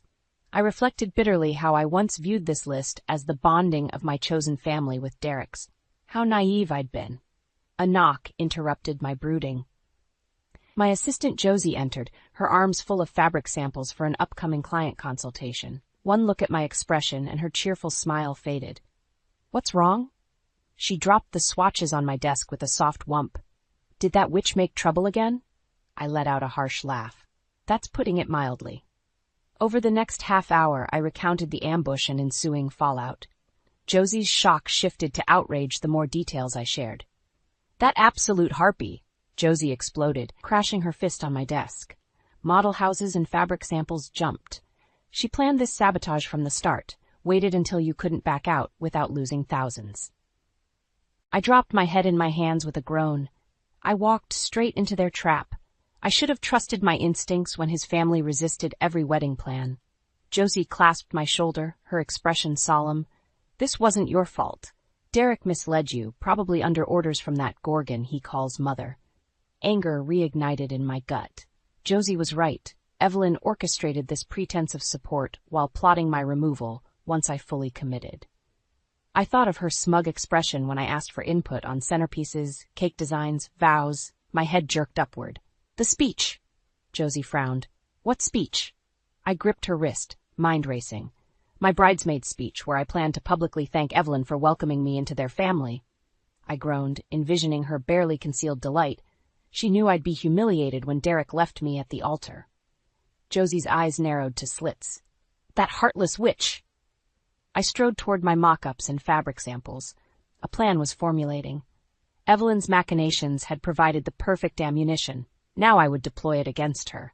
I turned to Josie with new conviction. "Help me tear this place apart. We need to examine every wedding-related item with Evelyn's fingerprints. There must be more evidence of her plotting." Josie met my gaze, mirroring my look of dawning comprehension. Together we would expose Evelyn's deceit and render her the social pariah she deserved to be. Derek may have abandoned our partnership, but I had Josie's fierce loyalty, and that meant everything to me now. "Let's give that old crone a taste of her own medicine," Josie said through gritted teeth. I squeezed her hand, gratitude and anticipation coursing through me. "Game on, Evelyn. Your reckoning is coming." The following weeks passed in a blur of late nights pored over scandalous wedding mementos. Each custom invitation mocked me, Evelyn's fingerprints all over the intricate floral details she insisted complement the lace and chiffon monstrosity of a dress she selected. Like a spider, the cunning woman spun her web slowly, ensnaring me strand by silken strand. Josie became my anchor during this turbulent period. Together we dissected the mountain of wedding debris occupying my studio space, seeking any clue that could aid my vengeance. "Bingo!" Josie yelled late one Tuesday night. I jerked awake where I had nodded off at my work table, nearly upending my stone-cold coffee. Josie stood near the mock altar, holding a framed photo from Derek's cousin's wedding 2 years prior. "Sorry, didn't mean to startle you," she said, "but look what I found in the pile of Derek's stuff." I squinted at the image of Derek dancing with a blonde woman, their bodies pressed together suggestively. My gut twisted with anger and vindication. So Derek's wandering eye wasn't a recent development after all. Josie shook her head with disgust. I remember Evelyn boasting this was the event where Derek introduced her to you. Guess she conveniently forgot the part where her darling boy toy got handsy with another woman behind his girlfriend's back. My fists clenched with the urge to hurl something fragile. Instead, I took a deep breath. Have that photo printed and discreetly show a few key people. Let the gossip mill do some work for us. Josie's grin turned wolfish. With pleasure. I know just who to share this with, too. That will get tongues wagging. She tucked the frame under her arm and sauntered out. As the door swung shut, my phone buzzed with an incoming text. The name sapped the momentary satisfaction right out of me. Derek. Speak of the devil. I stared down at the screen, debating between ignoring it and indulging my curiosity. Curiosity won out. Derek. Hey, babe. Mom's still pretty upset about us postponing the wedding. Wants to meet up to clear the air. I scowled. The gall of that woman playing innocent while her spineless son begged me to reconcile with her. Evelyn orchestrated this entire debacle. If anyone owed apologies, it was her. Still, the text presented an opportunity. Perhaps I could covertly gather intel for my brewing plot. And honestly, I craved watching Evelyn squirm when she realized her machinations failed. After some consideration, I typed a response. Me, fine. Meet me tomorrow at our old cafe, just you and me. Leave your mother out of this. Derek began typing immediately, but I silenced my phone and headed home before he could worm his way back into my thoughts further. I needed rest for the performance of a lifetime tomorrow. Evelyn would rue the day she chose me as her adversary. With Josie's help securing damning evidence, I would avenge myself yet. I arrived at the cafe early, surveying the space like a cougar seeking vulnerable prey. Fortunately, the quaint shop was nearly empty, save a few patrons nibbling scones with textbooks or laptops. I selected a small table in the back corner, ideal for monitoring the entrance while remaining inconspicuous. Right on time, the bell above the door chimed. I glimpsed Derek's sandy hair first as he scanned the room. His shoulders sagged with relief, spotting me tucked away. Odd. I expected to see his mother latched onto him despite my explicit request she not attend. Derek approached my table cautiously, as if nearing a hissing viper instead of his ex-fiancée. He cleared his throat. Hey, Marissa. Thanks for agreeing to meet me. I gestured curtly to the seat across from me. Best to get straight to business since he decided to follow my instructions for once. Might as well use the opportunity for intelligence gathering.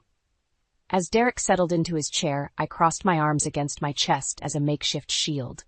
His eyes held that familiar puppy dog look I once found so charming. Now it only amplified my disgust. How could I have loved such a feeble coward? Well? I prompted when the silence stretched uncomfortably. You insisted on this little chat, so speak. He winced at my biting tone. Right, I know tensions are high lately with my family. I cut him off with a sharp laugh. Are you seriously trying to blame your mother for ambushing me with divorce papers days before our wedding? I'm aware of her manipulations, but you stood there holding the dagger, Derek. I didn't want to. He held up placating hands to halt my tirade. Mom gave me no choice, said I had to show my loyalty or she'd cut me off. My lip curled with disgust. So it all came down to money then? I leaned forward. Time to poke the viper's nest.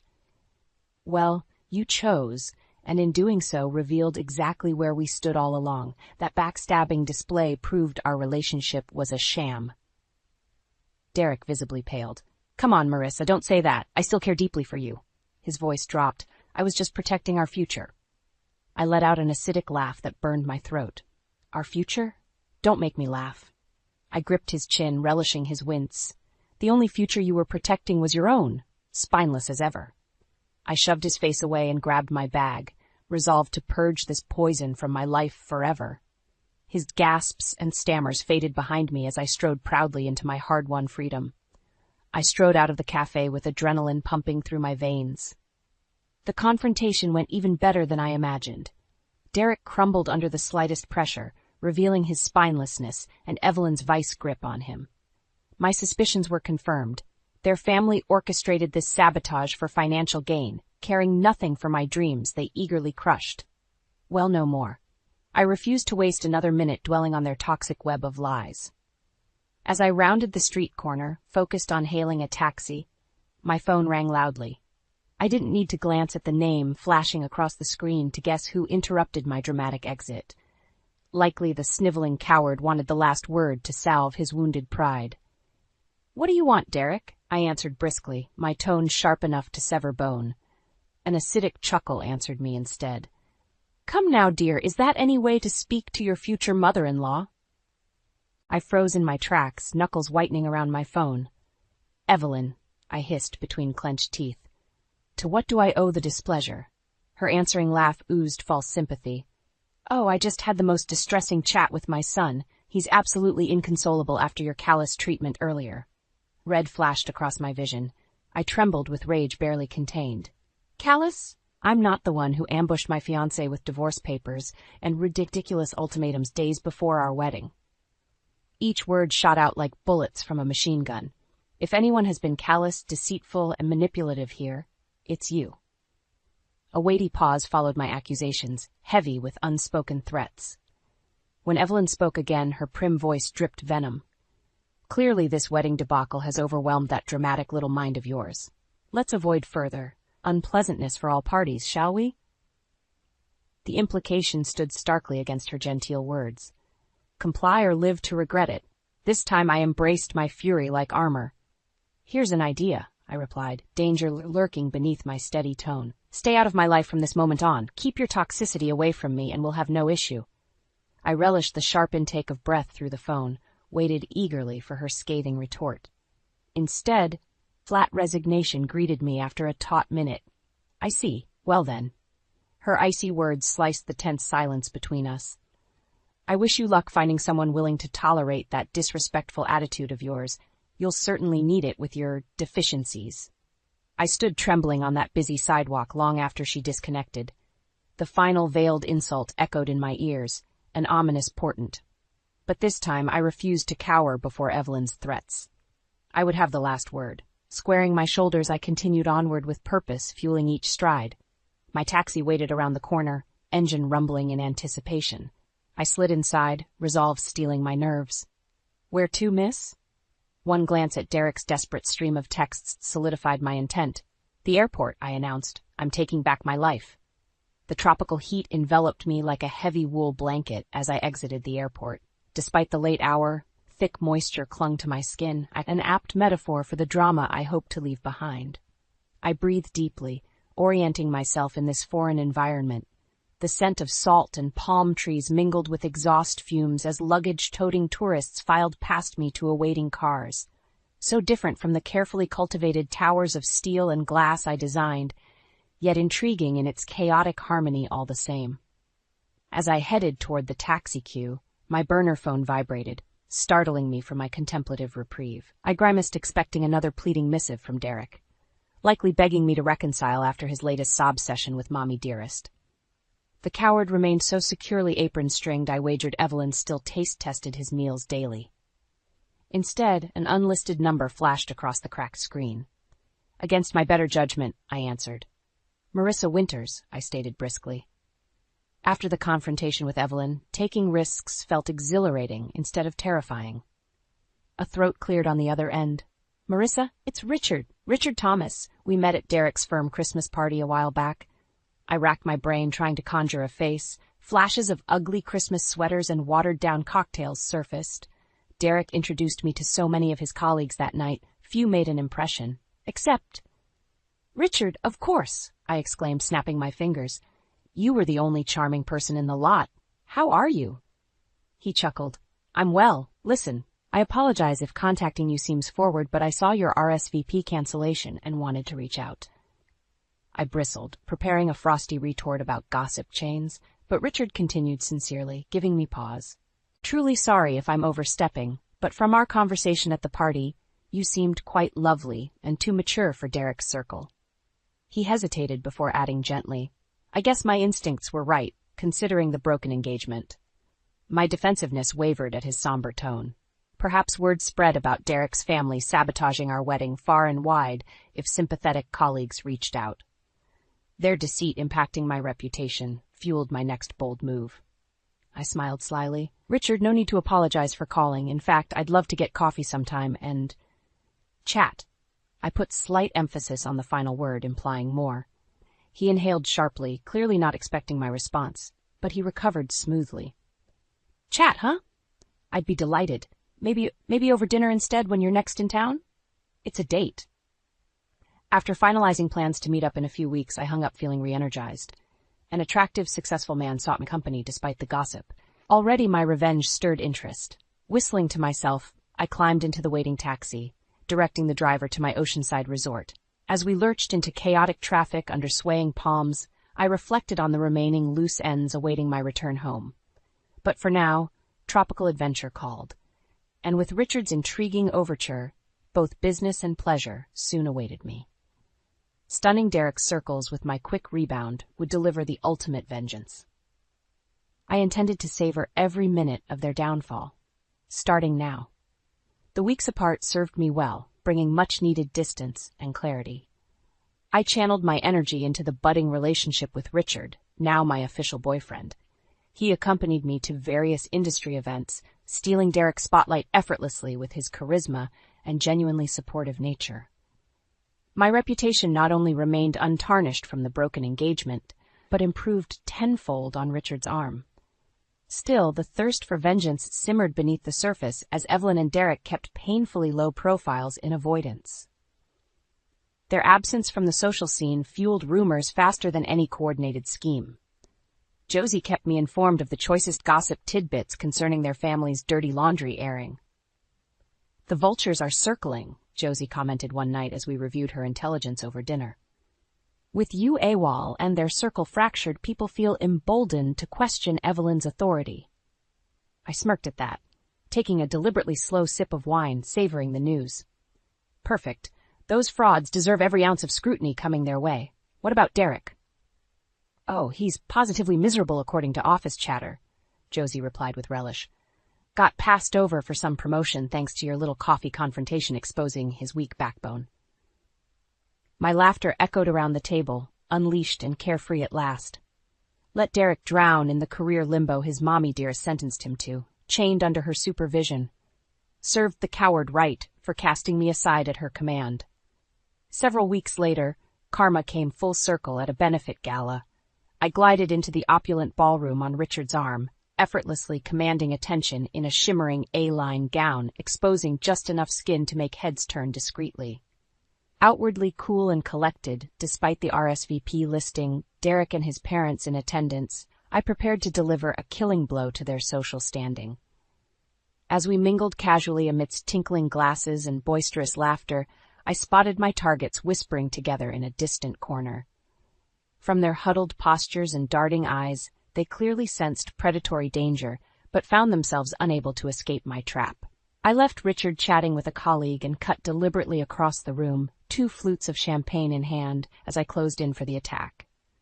My glittering smile remained locked in place as I stepped neatly into their space, just as their urgent whispers died.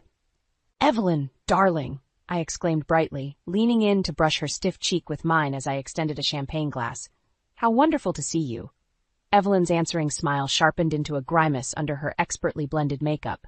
Derek pointedly avoided my gaze beside her, wilting under the heat of my satisfying revenge. "Marissa," Evelyn replied, thin as glass and just as delicate. "What a surprise." Her eyes tracked Richard subtly as he observed our interaction nearby, assessing the new threat. I maintained my dazzling grin, refusing to cede ground. The board was so generous to include me for Table 9's auction item tonight, though I'm certain my date outbid your usual ask. I flashed my eyes coyly toward Richard, watching realization sink Evelyn's painted features. "Yes, well," she faltered uncharacteristically. "I suppose we misjudged your resilience after that unpleasant incident." Derek cringed at the mention, but remained silent. Still spineless as ever then. I almost pitied his misery. Almost. Instead, I channeled that simmering fury into a final, brutal strike. I stepped nearer and dropped my voice. "Clearly you underestimated me, Evelyn dear, attempted to bury me socially and career-wise, but only dug your own grave." I gestured subtly around us where partygoers observed our tense exchange. Rumors abound regarding certain indiscretions and manipulations, all thanks to your bungled schemes. Her eyes narrowed, hard and reflective as glass. but I continued before she uttered the threat teetering behind her lips. However, seeing as tonight heralds new beginnings, allow me to extend professional courtesy. I allowed frost to permeate my sugary tone. Stay out of my way permanently, and perhaps I refrain from exposing every excruciating detail of your family's cruelty. Are we clear? Evelyn's expression soured, no doubt swallowing venom. Through rigid lips she forced out, "Crystal." I crumpled my champagne flute delicately in one hand, savoring her demise. "Excellent. Do give Richard and me some space. We have a charity auction to win. Ta-ta!" I sauntered away after one lingering look at Derek's crestfallen face, riding the ultimate high of sweet revenge. Their reputations smoldered in ruins thanks to my flawless execution. Now, at long last, balance, justice, and freedom were mine. The air was thick with tension as we sat around the dinner table. Dad had insisted on having a family night, which usually meant he had something on his mind. I glanced at Leo, my husband, who seemed just as uneasy as I was. "So how's the shop doing?" Dad asked, his tone already carrying a hint of condescension. Leo cleared his throat. "It's been a little slow lately, but we're managing." Dad let out a dismissive snort. "Figures. You never did have the business acumen your brother had." I felt Leo tense beside me, his jaw clenching. Here we go again. "Gregory, that's enough," I said, trying to defuse the situation before it escalated. But Dad wasn't done. "If only you'd listened to me and taken that management job instead of chasing your little auto dream." He shook his head, his eyes narrowing. "Your brother would have known what to do." Leo slammed his fist on the table, making the plates rattle. "Don't bring Tim into this." "I'm just stating facts," Dad shot back. He was the smart one, the one with a real future. "Screw you, old man," Leo shouted, his face flushed with anger. "I'm sick of living in Tim's shadow." The kids stared wide-eyed, their food forgotten. I reached for Leo's hand, trying to calm him down, but he jerked away. "At least he didn't waste his potential like you," Dad sneered. "Maybe if you'd inherited his drive, you wouldn't be struggling to keep that rust bucket of a shop afloat." That did it. Leo shot up from his chair, his hands trembling. "You know what? I'm done. I've had it with your constant belittling and favoritism. Tim's gone, and it's time you accepted that I'm not him." Dad rose to his feet as well, his eyes blazing with fury. "How dare you speak to me like that, after everything I've done for this family?" "Everything you've done?" Leo let out a bitter laugh. "You mean like constantly reminding us how much of a disappointment I am? Thanks, but no thanks." I stood up, trying to intervene. "Guys, please, let's just..." But they were too fond, exchanging insults and accusations that cut deeper with each passing moment. As their voices rose, echoing off the walls, I realized this was more than just another argument. This was a breaking point, a long simmering resentment finally boiling over. And in that moment, I knew our family would never be the same. A few days had passed since the explosive dinner, and an uneasy silence had settled over our home. Leo and I treaded carefully around each other, both of us still reeling from the fallout with Dad. I was in the kitchen, absent-mindedly scrubbing dishes, when the doorbell rang. Drying my hands, I made my way to the front door and peered through the peephole. It was Dad. I steeled myself and opened the door, bracing for another confrontation. "What do you want?" Dad's expression was uncharacteristically somber. "We need to talk." "I don't think there's anything left to say," I replied coolly. "You made your feelings pretty clear the other night." He sighed, running a hand through his thinning gray hair. "I know, and I'm sorry for how I acted, but I have a proposal that could help us all." I crossed my arms, skeptical. "I'm listening." "With your mother gone, it gets lonely living by myself," he began. "And with Leo's shop struggling, I thought perhaps I could move in and lend a hand. Financially." I blinked, taken aback. "You want to move in? And give us money?" "Think about it," he pressed. "With my savings, I could help Leo get that loan he's been after. Get the shop back on its feet." It was a tempting offer. Money had been tight lately, and Leo's business was hanging by a thread. But after the way Dad had treated him, I wasn't sure if we could trust his motives. "I don't know, Dad," I said hesitantly. "After everything that's happened, how can we be sure this isn't just another way for you to meddle and criticize us?" He held up his hands. "I give you my word, no strings attached. This is a fresh start for all of us." I studied his face, searching for any hints of deception. Part of me wanted to believe him, but another part couldn't help but feel uneasy. "Let me talk to Leo about it," I said finally. "We'll think it over and let you know." Dad nodded, a glimmer of hope in his eyes. "Of course. Just remember, I'm not getting any younger, and I want a chance to make things right before it's too late." As he turned and walked away, I couldn't shake the feeling that there was more to his proposal than he was letting on. That night, I broached the subject with Leo over dinner. "Your dad wants to move in?" he said incredulously. "And bankroll the shop?" I nodded. "That's what he claims, at least." Leo shook his head. "I don't trust him, Mara.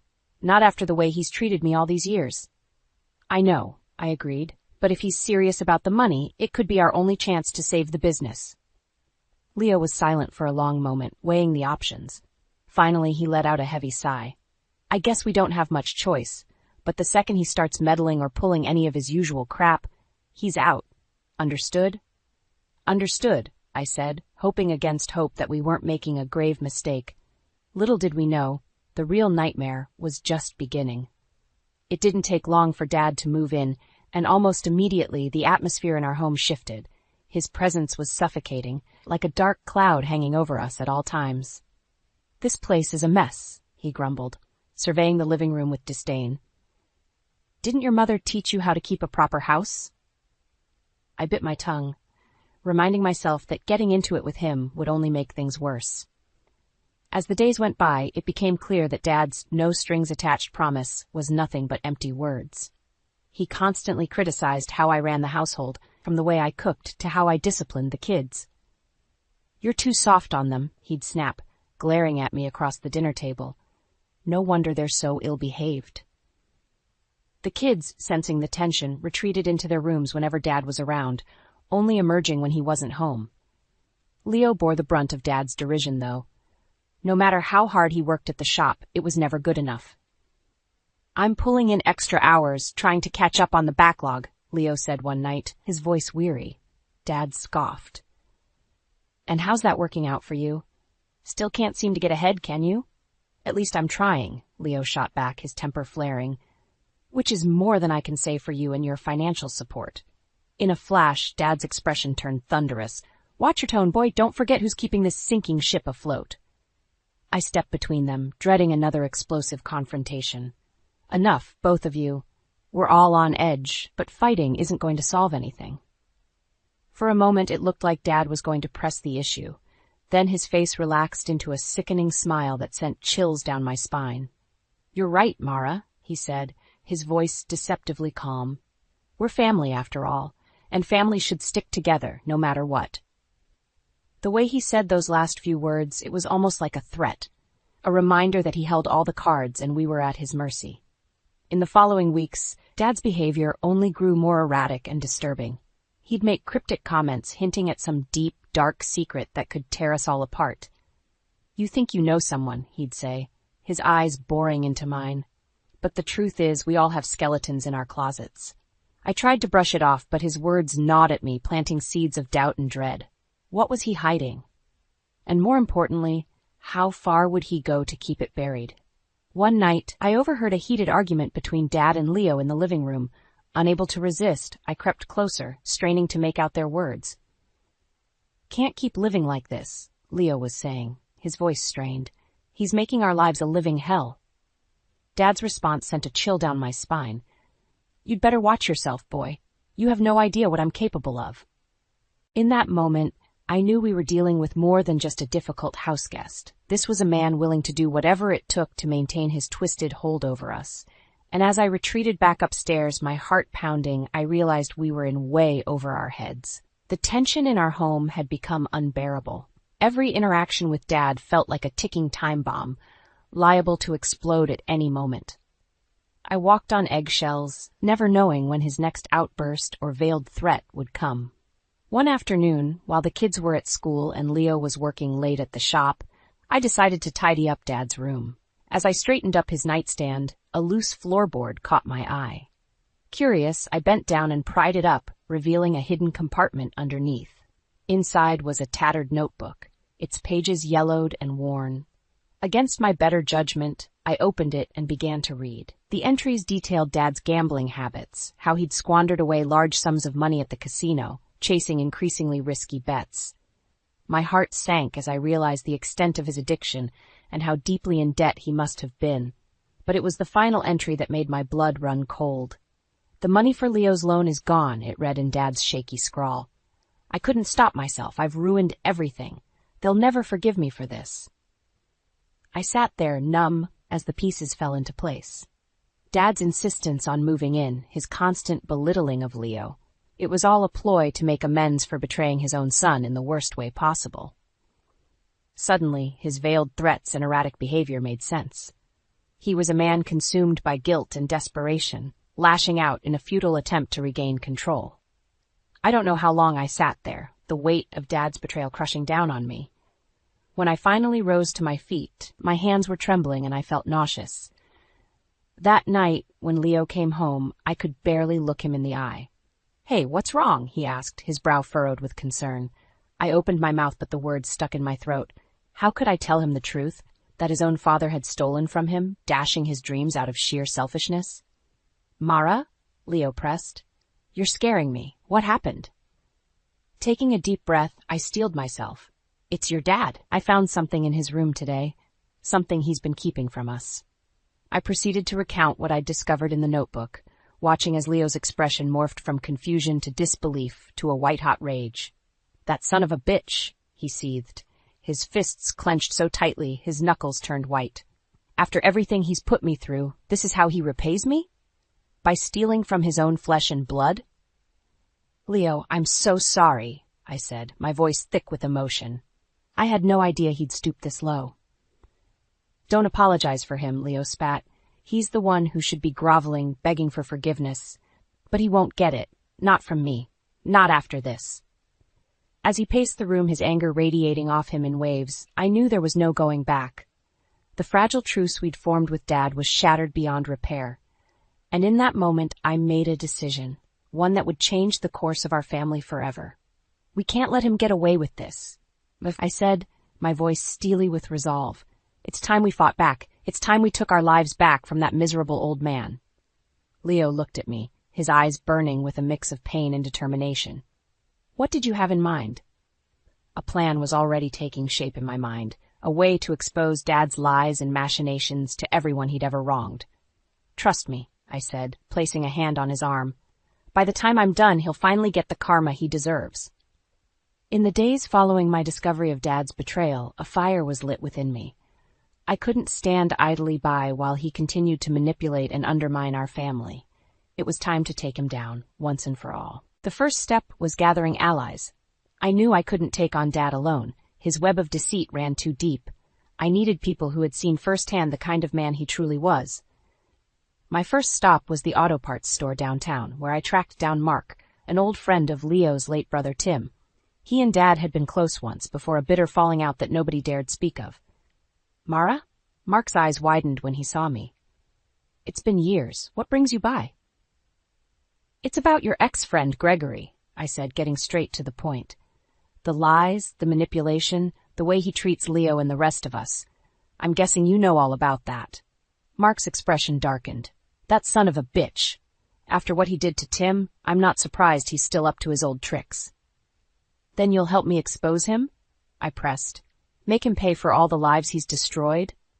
Mark was silent for a moment, mulling it over. Finally he nodded. "You know I'm in. That bastard has it coming, and then some." With Mark on board, I felt a renewed sense of purpose.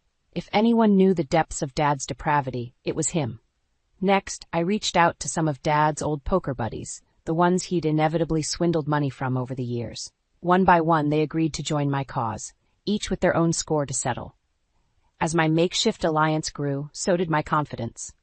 We spent nights poring over evidence, building an airtight case against Dad that would leave no room for doubt or denial.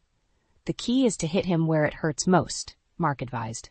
"His ego, his reputation, his sense of control, that's what matters to scumbags like him." And then it hit me. The perfect way to bring Dad's world crashing down around him, while ensuring maximum public humiliation. His 70th birthday party. Every year, Dad made a big production out of his birthday, inviting all his old friends and former associates for a lavish celebration. This time, we'd be the ones delivering the surprise. "We'll gather everyone who's ever had a bone to pick with that miserable old coot," I told the group. "Friends, family, business associates, the whole lot. And then, right in the middle of his big night, we'll spring the truth on him." The looks on their faces said it all. This was the reckoning Dad had been due for years, maybe decades. By the time we were done, he'd have nowhere left to run, nowhere left to hide. As the party date approached, the anticipation was palpable. We triple-checked every scrap of evidence, every witness testimony, leaving no stone unturned. Finally, the night arrived, and I could barely contain my nerves as guests began to trickle in. Dad, oblivious to our plot, greeted them all with his usual false bravado, soaking up the attention like a narcissistic sponge. Little did he know, his reign of terror was about to come to a crashing halt. Once we were done, there would be no more lies, no more manipulation, only the cold, hard truth, laid bare for all to see. I caught Mark's eye from across the room, and he gave me a subtle nod.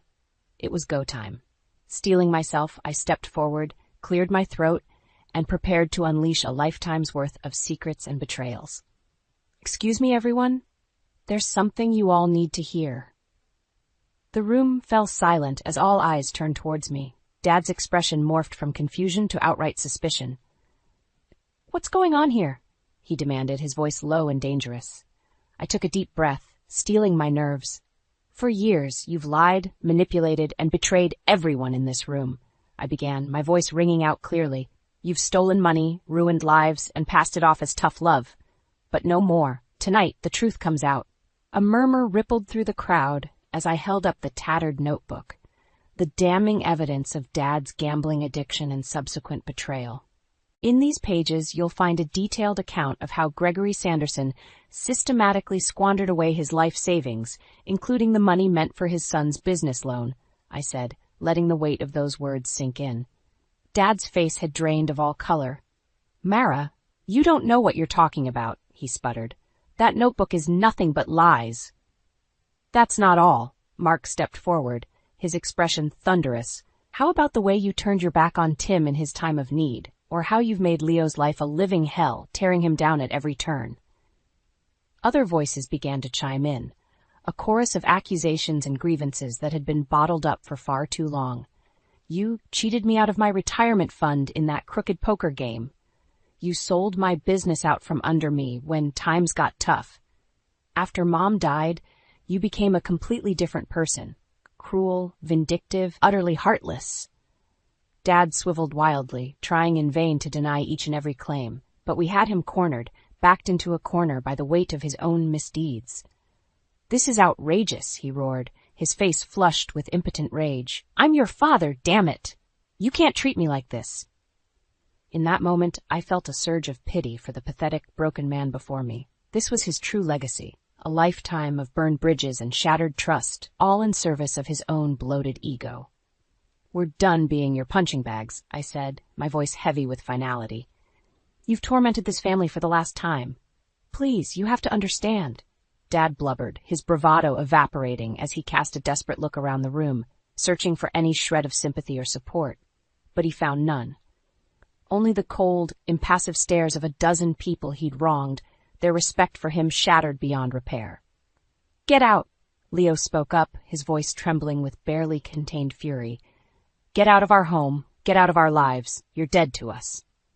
A heavy silence descended as Dad's gaze met mine, his eyes pleading for mercy.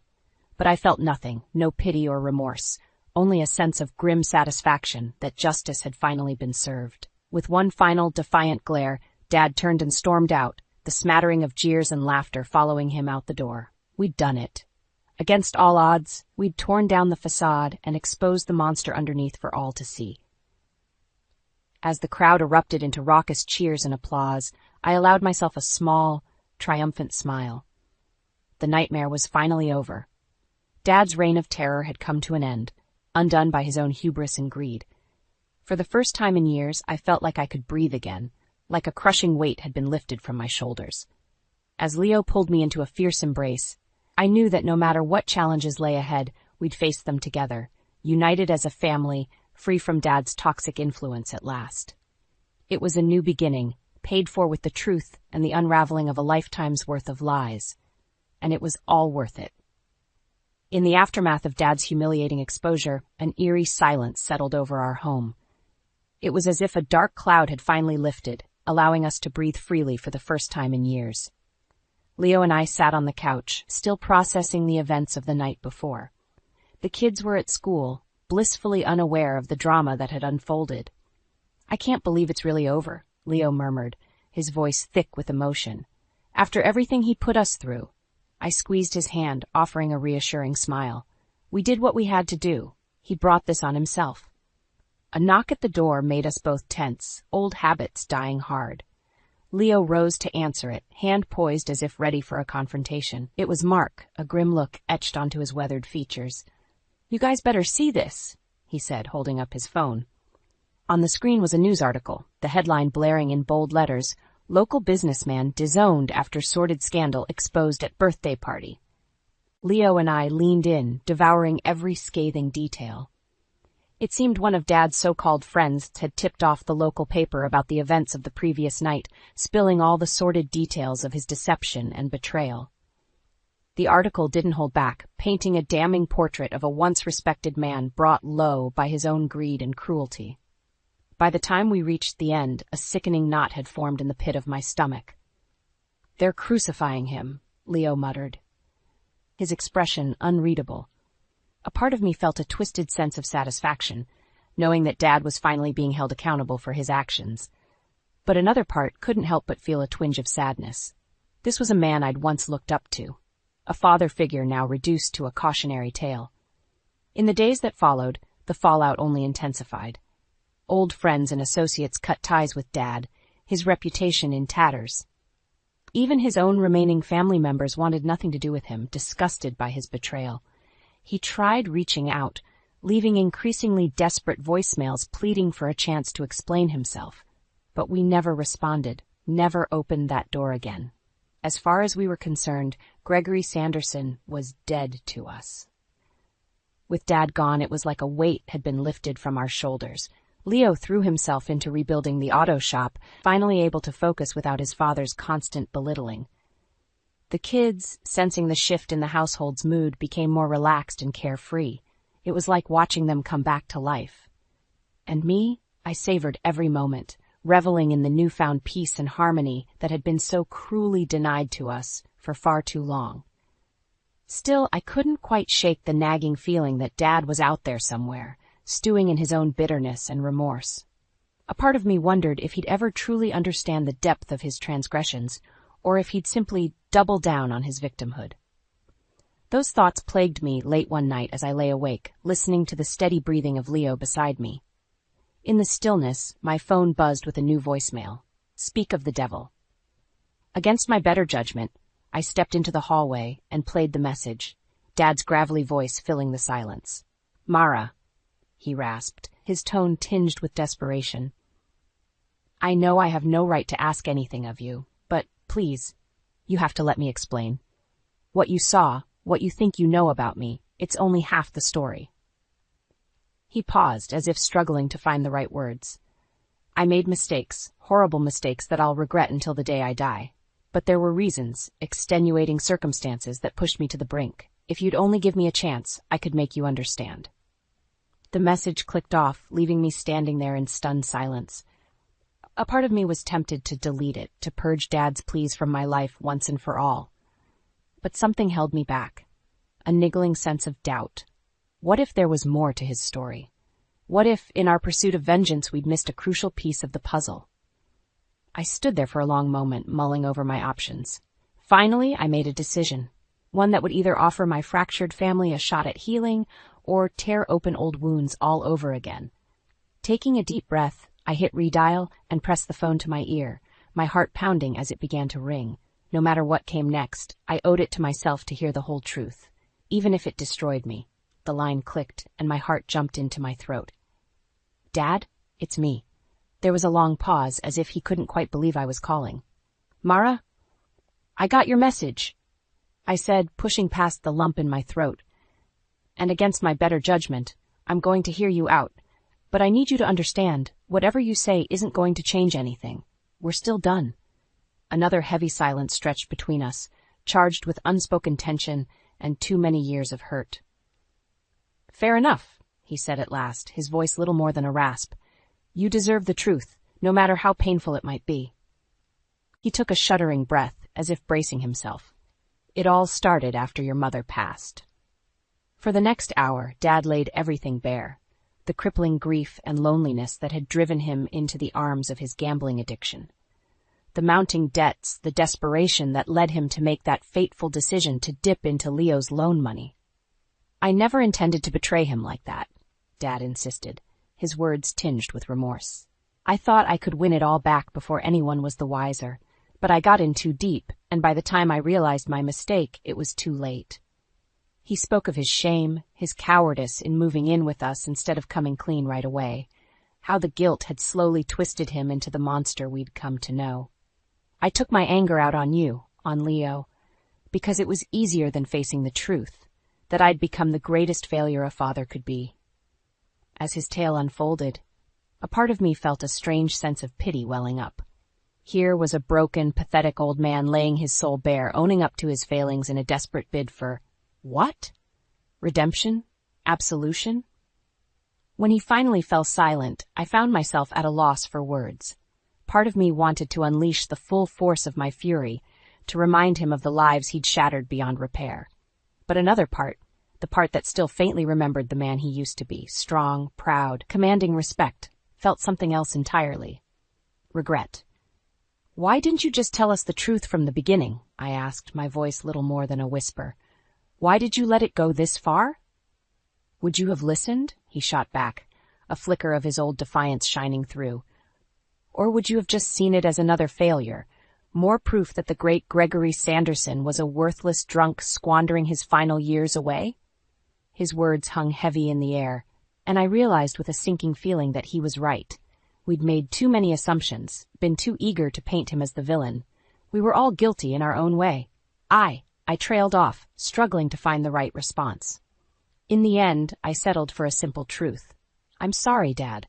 Sorry we didn't give you a chance, that we just assumed the worst. An eternity seemed to pass before he finally spoke again. No, kiddo, he said, his voice thick with emotion. Don't apologize. Not after everything I put you through. If anyone deserves a reckoning, it's me. I could hear the acceptance in his tone, the resignation of a man who had finally made peace with his demons. Maybe it's for the best, he continued.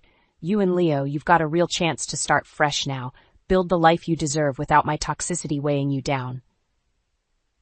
My throat tightened at the thought of never seeing him again, of shutting that door forever.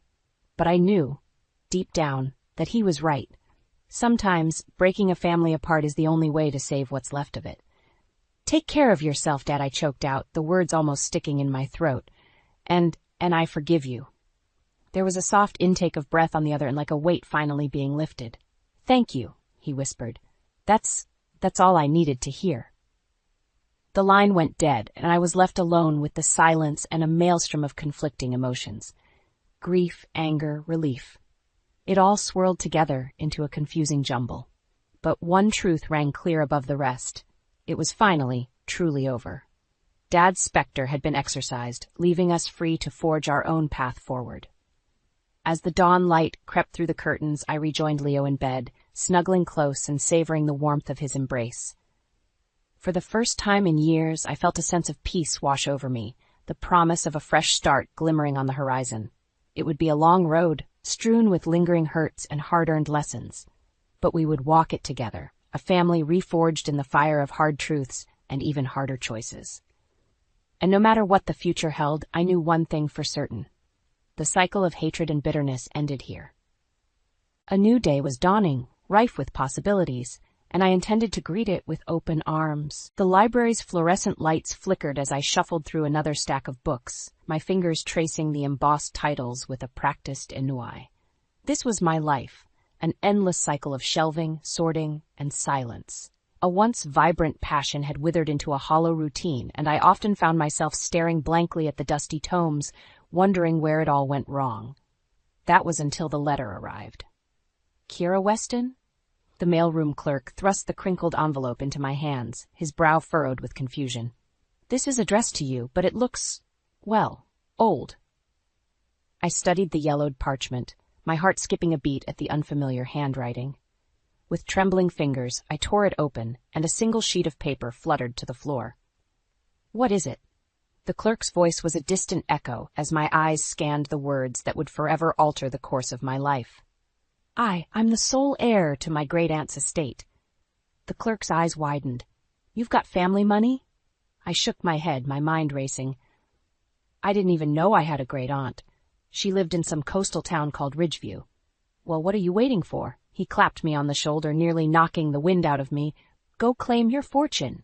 Easier said than done.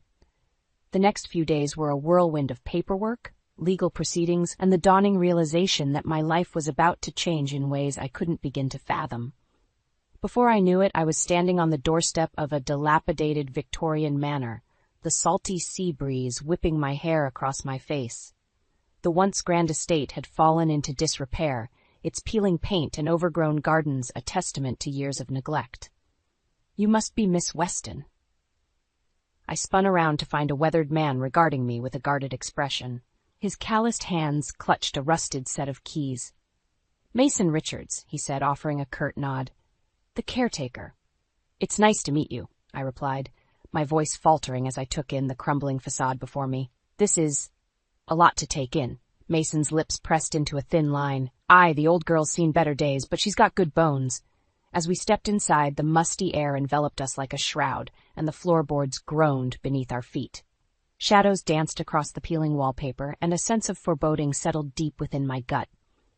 "Why did my great-aunt leave me this place?" I asked, unable to shake the feeling that I was missing a crucial piece of the puzzle. Mason's gaze was unreadable. "Couldn't rightly say, miss, but I reckon you'll find out soon enough." His cryptic words hung in the stale air, and I couldn't help but wonder what secrets lay buried within these crumbling walls. Little did I know, the path ahead would test my resolve in ways I never could have imagined. The next few weeks were a blur of renovation chaos. Contractors swarmed the estate, their hammers and saws echoing through the hollow hallways. I watched as the peeling wallpaper was stripped away, revealing layers of neglect and disrepair. But it wasn't just the manor that needed restoration. The entire town seemed to harbor a deep-seated resentment toward my family's legacy. "Best be careful, miss." Mason's gruff voice cut through the din of construction one afternoon. "Folks round here ain't too keen on your kin." I frowned, wiping a bead of sweat from my brow. "Why? What did my great-aunt do that was so terrible?" Mason's steely gaze bore into me. "Let's just say the Weston name ain't looked too kindly upon. Bad blood, you might call it." Before I could press further, the foreman barked orders, and Mason slipped away, leaving me with more questions than answers. As the days wore on, the hostility became increasingly palpable. Sideways glances and hushed whispers trailed me wherever I went. Even the simple task of grabbing groceries felt like running a gauntlet of scorn and suspicion. "Didn't think we'd be seeing another Weston round these parts." The checkout clerk's sneer sent a chill down my spine as she shoved my bags across the counter. I mustered a tight smile, my fingers digging into the paper handles. "I'm just trying to restore what's mine." Her laugh was a harsh bark. "That's what they all say, ain't it? Just be careful you don't end up like the rest of 'em." The cryptic warning hung in the air long after I'd left the store, and I couldn't shake the feeling that I was walking into a hornet's nest of buried secrets and bitter grudges. It wasn't until I stumbled upon a dusty journal tucked away in the attic that the pieces began to fall into place. The yellowed pages revealed a sordid tale of betrayal and revenge, detailing a long-standing feud between my great-aunt and the town's most prominent family, the Harlows. Apparently, their discord ran deeper than mere bad blood. There were accusations of theft, sabotage, and even violence.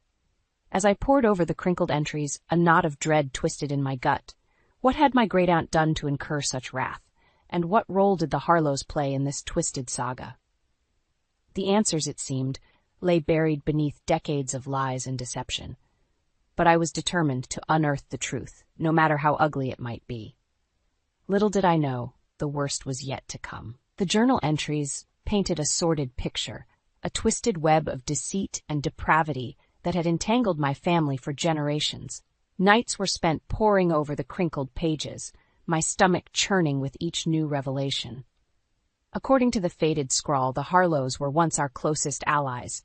United by wealth and status, the two families held an iron grip over Ridgeview's economy and social circles.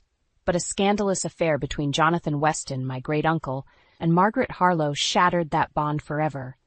The betrayal ignited a feud that raged for decades, each family dealing brutal blows through underhanded business deals, character assassinations, and even outright sabotage. I always knew them Weston's was bad news. Mason's gravelly voice made me jump as he emerged from the shadows of the attic. Can't be trusted, the lot of 'em. I slammed the journal shut, my heart racing. You knew about all this? He shrugged, a twisted smirk playing on his thin lips. Everyone in this town knows, Miss Weston. We just didn't figure you'd be dumb enough to come snooping around. White-hot anger flared in my chest as the truth sank in. Mason had been stringing me along this entire time, waiting for the perfect moment to strike. My hands trembled as I held up the damning evidence. So, what? The Harlows put you up to this? Keep me distracted while they plan their next move? His laugh was a hollow rasp that raised the hairs on my arms. Got a smart mouth on ya, don't ya? We'll see how long that lasts once the truth comes out. Before I could respond, he turned on his heel and disappeared, leaving me alone with the weight of my family's sordid legacy. The journal entries grew increasingly disturbing, detailing bitter rivalries, shattered lives, and dark deeds committed in the name of vengeance. It seemed no sin was too vile, no betrayal too unforgivable in the never-ending quest to destroy the other. But the final entry stopped me cold, a hastily scrawled confession of an unforgivable act, one that could very well be the key to unraveling this whole twisted saga. My great-aunt had orchestrated the framing and wrongful imprisonment of Simon Harlow, the family patriarch, over allegations of embezzlement and fraud. The evidence was damning, but according to her shaky scrawl, it had all been fabricated, a cruel lie spun from jealousy and malice. Simon Harlow had languished in prison for nearly a decade, his name and legacy dragged through the mud, all because of my family's treachery. The journal slipped from my trembling hands as the full weight of our sins crashed over me like a tidal wave. I knew then that I could no longer sit idly by and let this bitter feud consume what little remained of my family's honor. It was time to make amends, no matter the cost. After the sickening revelations found in those tattered journals, I knew I couldn't trust anyone in this God-forsaken town, especially not that wretched snake, Mason. The walls were closing in, and I needed an ally, someone to help me unravel this twisted web before it suffocated me completely. That's when I met Eliza Caldwell. I first encountered the wizened local historian at Ridgeview's modest library, her delicate frame hunched over a battered tome. She regarded me with open curiosity as I browsed the stacks, her rheumy eyes studying me from behind thick spectacles. "You must be the new Weston," she said, her voice a lilting rasp. "I can't recall the last time I saw one of your kin round these parts." I bristled at her casual mention of my family's name, memories of Mason's cruel taunts still fresh. "I'm just here to settle my great-aunt's affairs." A wry smile tugged at Eliza's thin lips. "Is that so? Well, you've got your work cut out for you, that's for sure." Before I could respond, she gestured to the cramped study carrel beside her, its surface littered with faded photographs and crinkled documents. "Why don't you have a look at these? Might shed some light on your situation." What I discovered in those dusty archives nearly made my heart stop, a decades-old paper trail detailing a bitter land dispute between the Westons and Harlows. Deeds were forged, property was seized, and livelihoods were ruined, all in the name of petty rivalry. But it was the final document, a tattered arrest record, that truly turned my blood to ice. Simon Harlow, charged with racketeering and fraud on suspiciously flimsy evidence. 10 years in a federal penitentiary, a once-respected businessman left destitute and disgraced. My hands trembled as the horrible truth sank in. The cards had been stacked against him from the very beginning, a cruel vengeance plot orchestrated by none other than my own flesh and blood. "Your great-aunt was a real piece of work, wasn't she?" Eliza's voice cut through my stupor, her gaze knowing. "Nobody crosses a Weston without paying the price." I slumped back in my seat, sick realization churning in my gut. How could one family inflict so much pain and suffering? Eliza's bony hand rested atop mine, her touch surprisingly gentle. That's the thing about grudges, my dear. They have a way of consuming us from the inside out until there's nothing left but bitterness and regret. In that moment, I knew what I had to do. For far too long, the Harlows had borne the brunt of my family's treachery and malice. It was time to right those wrongs, no matter the cost. "Help me," I pleaded, gripping Eliza's hand with newfound determination. "Help me put an end to this." Her steely gaze softened, a glimmer of respect flickering behind her spectacles. With a resolute nod, she sealed our fragile alliance. The reckoning was coming, whether Ridgeview was ready or not. With Eliza's help, the pieces were finally falling into place. We pored over those damning archives for hours on end, the bitter taste of betrayal souring my mouth with each new revelation. The more we uncovered, the deeper the Harlows' grievances against my family ran. Extortion, sabotage, character assassination. No low was too base when it came to ruining their hated rivals. And at the center of it all was Mason, that wretched snake who'd wormed his way into my confidences only to betray me at the first opportunity. "He's been in the Harlows' pockets this whole time," Eliza growled, slamming a faded dossier onto the table. "Feeding them information, stoking the feud to keep those old wounds fresh."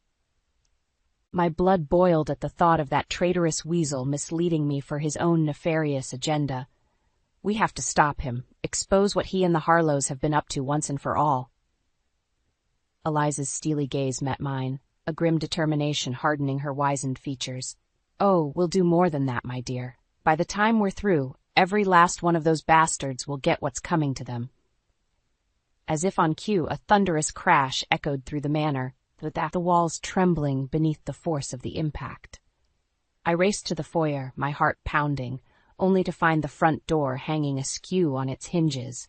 The heavy oak splintered and cracked. Shards of broken glass crunched beneath my feet as I ventured further inside, dread coiling in my gut. Another resounding crash made me jump, followed by the deafening shriek of rending metal. I rounded the corner to find the once immaculate parlor in shambles, furniture overturned and priceless heirlooms strewn about like discarded trash. And there, amidst the wreckage, stood Mason, flanked by two burly thugs in workmen's coveralls. A sadistic grin split his weathered face as he brandished a crowbar, its dull metal glinting in the dim light. "Renovations are going a mite slower than expected," he sneered. "Thought we'd pick up the pace a bit." White-hot rage surged through me as I took in the wanton destruction, the pieces finally clicking into place. You did this? On the Harlows' orders?" "Give the girl a prize," Mason cackled, twirling the crowbar idly. "Can't have you sticking that pretty little nose where it don't belong. We had an agreement, see? You keep your head down and we let you keep on breathing." Eliza hurried to my side, her face pale with fury. "You'll pay for this, you miserable wretch, all of you." Mason's laughter was a harsh bark that raised the hairs on my arms. "Is that so? I'd like to see you try, you withered old—" "Enough!" The words tore from my throat in a savage growl. Trembling with rage, I snatched up a heavy bronze candlestick from the floor, leveling it at the traitorous cur like a weapon. "Get out," I seethed through gritted teeth. "Get out now while you still can." For a long moment, Mason simply stared at me, that twisted smirk slowly fading from his face. Then, almost imperceptibly, he nodded, signaling for his goons to withdraw. "Have it your way, Miss Weston," he spat, venom dripping from his words. "But this ain't over. Not by a long shot." As they skulked away, the weight of his menacing promise hung in the air like a cancer. I knew then, without a shadow of a doubt, that there would be no turning back. No more games. No more deceptions. Only the reckoning that had been so long in coming. The wreckage in the parlor was like a war zone, a harsh reminder of just how far the Harlows were willing to go to protect their rotten lies. My hands trembled with rage as I surveyed the devastation, centuries of history reduced to scattered ash and splintered wood. Eliza's wizened face was pale, her eyes flashing with determination. "We can't let them get away with this." I nodded, my jaw set. "They won't. It's time we brought this whole sordid affair into the light once and for all." Thanks to our tireless research, we had more than enough evidence to expose the Harlows and their bootlicking worm, Mason.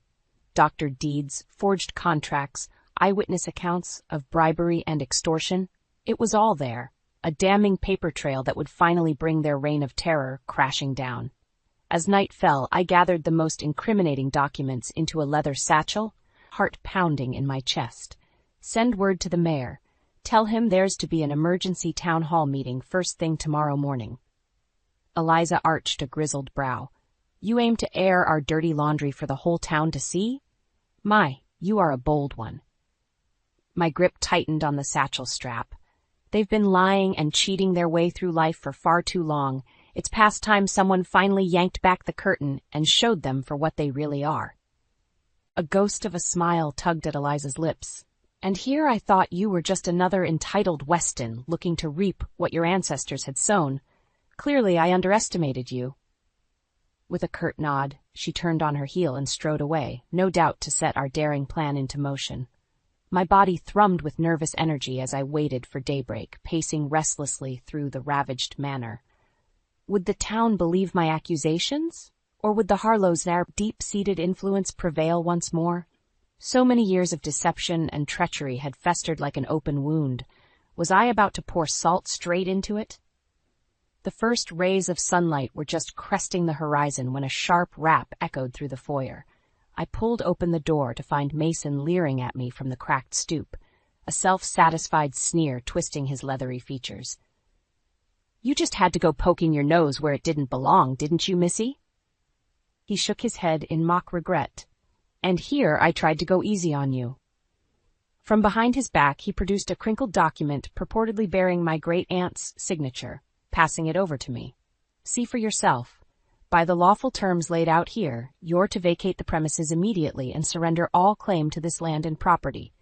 Failure to comply means the authorities will be getting involved. My hands shook as I scanned the document, that same white-hot rage boiling in my veins. It was a blatant forgery, an amateurish attempt to strong-arm me out of my rightful inheritance. This is a lie, I spat, crumpling the document and flinging it back in Mason's face. An obvious deception, just like everything else you pathetic cowards have put forth.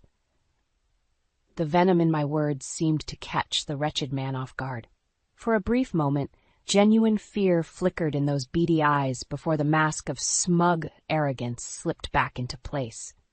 Have it your way, then. He turned and made his way back to the battered truck, idling on the cracked drive. Just remember, you were warned.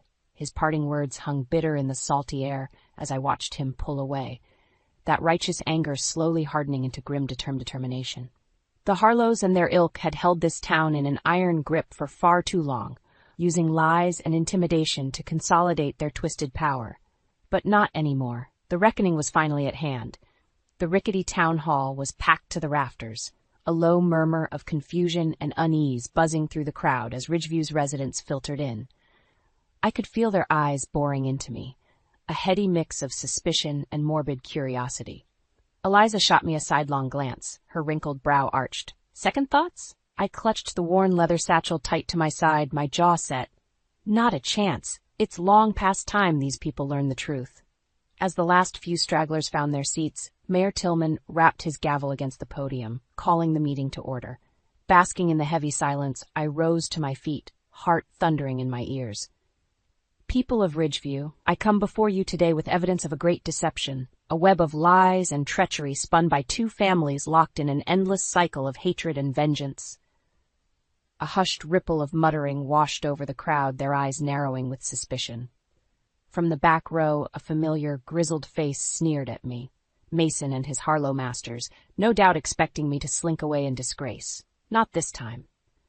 For generations, the Westons and Harlows have engaged in bitter feuds fueled by greed, jealousy, and malice. I produced a sheaf of documents from the satchel, letting them flutter to the floor in a ragged cascade. Property was stolen, lives were ruined, all in the name of settling petty scores, laying the foundations for the con that has gripped this town in fear for far too long.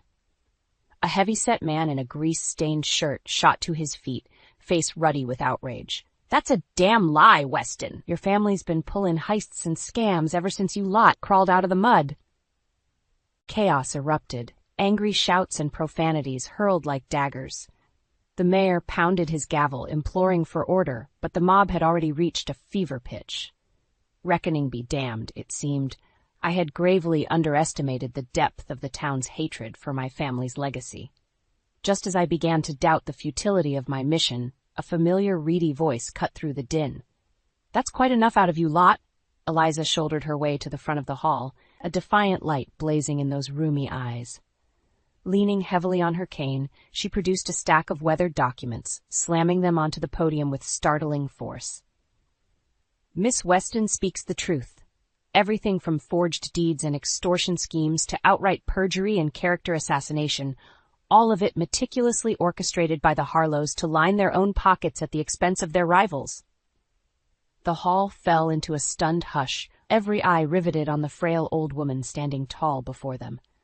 With trembling hands, Eliza held up a sepia-toned photograph, the image of a grim-faced man in a tattered prison uniform searing itself into my memory. "Simon Harlow," she proclaimed, her voice thick with contempt. "Wrongfully imprisoned for a decade on falsified charges of racketeering, all thanks to the vile machinations of Kira's great-aunt. A good man's life ruined in the name of petty grudges and shameful greed." A chorus of gasps and muttered denials washed over the crowd, the raw truth of Eliza's damning revelations chipping away at the foundations of their reality. Through it all, the Harlows remained conspicuously silent, their arrogant sneers slowly melting away. At last, the evidence was laid bare before Ridgeview. The generations of corruption, duplicity, and outright criminality they had wallowed in, for the sake of lining their pockets, exposed in its ugly, unvarnished glory. I turned to face the shriveled husk that was Mason, fresh glee bubbling up in my chest. "Well, any other lies or forgeries you'd care to share with the group?" His face had gone an ashy gray, all swagger and bravado drained away in the wake of our courtroom coup.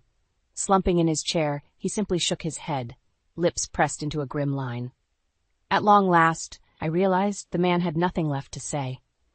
The reckoning had finally arrived. The weeks following that explosive town hall were a whirlwind of legal proceedings, public hearings, and long overdue reckonings. One by one, the Harlows' duplicitous deeds were laid bare before the courts, their criminal empire of lies and subterfuge crumbling to dust. Matriarch Constance Harlow was first to face justice, led away in handcuffs on charges of tax evasion, money laundering, and racketeering. Her smug veneer had finally cracked, revealing the small, pathetic woman cowering beneath all those ill-gotten riches. The remaining Harlow progeny soon followed, convicted of everything from bribery to outright sabotage. Even their most zealous allies were implicated in the ever-widening scandal, with Weasley Mason getting his long-overdue comeuppance on conspiracy and perjury charges. Through it all, I remained steadfast, testifying tirelessly to ensure every last truth was dragged into the harsh light of day. It was a soul-scouring process, reliving those wretched feuds and betrayals over and over again, but a necessary purging if Ridgeview had any hope of healing. With each damning verdict, I could feel the town's wounds beginning to knit, the sour taint of corruption steadily lifting like a noxious fog. Of course, the most deep-seated scars would likely never fully heal, but for the first time in living memory, there was a chance for something better. The night the final Harlow crony was carted off in chains, I gathered with Eliza on the renovated Manor's terrace, clinking glasses of crisp white wine as the last rays of twilight caressed the salty air. "Well, that's that, I suppose." The wry historian's eyes twinkled over the rim of her glass. "No more dark family secrets to drag into the open, no bitter vendettas to unravel. Whatever shall we do with all our free time?" I couldn't help but laugh, savoring the simple joy of the moment, a simple pleasure that had been denied me for far too long. I don't know about you, but I could use a break from uncovering any more generational sins or bringing down corrupt dynasties. Eliza arched an owlish brow. "Is that your way of saying you'll be leaving us, Miss Weston?" "Can't say I'm surprised. Lord knows, this town gave you every reason to hightail it out of here once the dust settled." Pausing to take another sip, I let my gaze drift out over the immaculate grounds, emotion swelling in my chest. This ramshackle relic that had once represented everything broken about my family legacy was now a point of pride, a symbol of our tenacity and perseverance in the face of those who sought to tear us down. Actually, I was thinking of staying put for a while. I favored the dear old woman with a warm smile. Someone has to keep this place standing, after all we've been through to restore it. And besides, I spread my arms, gesturing to the bustling streets beyond the manor's ivy-wreathed gates. I think Ridgeview and I might just have a second chance here. Eliza regarded me for a long moment, those rheumy eyes alight with something akin to wonder. Then, inclining her glass in a silent toast, she let a sly grin crease her weathered features. Well, I'll be damned. Looks like the Westons just might have produced a good egg after all.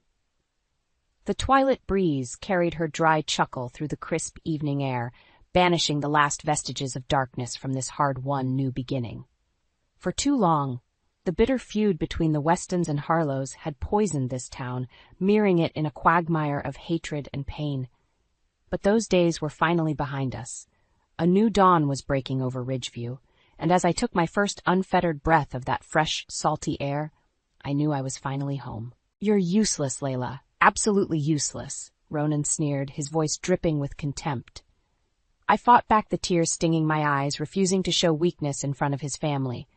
7 months pregnant, I had felt a wave of dizziness wash over me and needed to sit down. Instead of concern, my husband's reaction was filled with disdain. "Look at her, can't even stand up straight carrying my child." Ronan's parents, Mason and Lila, remained stone-faced, offering no defense. The rest of the family averted their eyes, an uncomfortable silence filling the room. It was supposed to be a celebratory dinner, bringing the extended family together before the baby's arrival. But like most family gatherings, it became another exhibition of Ronan's cruelty towards me. "Your grandchild," I corrected him sharply. "Or did you forget I'm carrying your daughter?" Ronan rolled his eyes. "If it was a son, it might actually be worth something." Gasps rippled through the room, but Ronan seemed unfazed by his callous remark. I felt a sharp kick from my unborn daughter, as if she could sense her father's indifference. Mustering all my strength, I rose to my feet, steadying myself against the table. "How dare you diminish the value of your own child before she's even born?" Ronan barked out a laugh. "Value? You've contributed nothing of value, Layla. I'm the one who built this family, this company. What have you done besides be a dead weight?" His words cut deep, dredging up years of belittling comments, demeaning behavior I had endured. But this time felt different. A line had been crossed. As I looked around at his family's impassive faces, I realized they didn't see me as one of their own, just a vessel for Ronan's heir, at least until he decided I had outlived my use. That's when I caught Sienna's eye from across the room.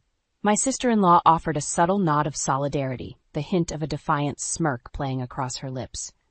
In that moment, I knew she recognized Ronan's manipulation for what it was, toxic and abusive. "You're right, Ronan," I said steadily. "I haven't contributed anything of value." I paused, letting the weight of my next words sink in. "Not to you, at least." His brow furrowed in confusion as I turned my focus to the rest of the family. "But this child, this daughter you've already dismissed, she is valuable. She's my future, a future free from any of you." The room fell into an uneasy hush as I mustered every ounce of conviction. I'm done being treated as worthless. My daughter and I deserve better. With that, I strode out of the room, the dull roar of Ronan's objections fading behind me. A weight had lifted, and for the first time in a long while, I felt in control of my own destiny. The path ahead was uncertain, but no longer would I accept being diminished and devalued. After years of allowing Ronan's toxic presence to define me, I was finally ready to redefine myself and show my daughter what it truly means to be a woman of strength. No more complacency or fear, only determination to rise above. In the days following that fateful dinner, I found myself questioning everything about my marriage to Ronan. His callous disregard for our unborn daughter laid bare the true depths of his cruelty and lack of empathy. This man, who was supposed to be my partner for life, had reduced me to little more than an object, a disposable vessel for producing his heir. But I was done being disposed of. That night, after leaving his vitriolic family behind, I had marched straight to the home office and began digging into our finances. What I uncovered shook me to my core. Evidence of Ronan's rampant financial mismanagement and deceit that spanned years. Hidden offshore accounts, falsified business records. illegal money trails all carefully obscured. "You lying snake," I muttered, poring over the damning documents. Just then I heard the telltale click of his study door opening. "Well, well, look who's still awake burning the midnight oil," Ronan sauntered in, arf thinly veiled derision lacing his words. "I figured you'd be too busy wallowing after your little tantrum the other night." My hands trembled with rage, clutching the financial records like a shield. "You're one to talk about tantrums. Your own toddler outbursts have funded this." I shoved the documents towards him. "Care to explain all this, dear husband?" Ronan's eyes widened as he flipped through the incriminating pages. For a split second, panic flashed across his face before his expression contorted into one of snide amusement. "Finally did some digging, did you?" He chuckled darkly. "I'll give you this much. You're not as big of an idiot as I thought." "Don't play dumb with me," I spat. "I know about the money laundering, the shady business deals, all of it. You've been lying to me from the start." Ronan simply shrugged, unperturbed. "So, those were necessary evils to get to where I am now. All you had to do was play the role of the devoted little wife. But you always did have trouble following directions." His brazen admission, devoid of any morsel of guilt or shame, was like a viper's strike to my heart. How could I have been so blind, so utterly naive to the depths of Ronan's moral depravity? "You selfish, heartless bastard," I seethed, fists clenched. "Did you ever love me at all? Or was I always just a means to an end in your grand game of lies and deceit?" A cruel smirk played across his thin lips. "Now you're catching on. But you're giving yourself too much credit, pet. You were a convenient accessory, a pretty ornament to adorn my winning success story. Nothing more." White-hot anger flooded my veins as the weight of his treachery washed over me in waves.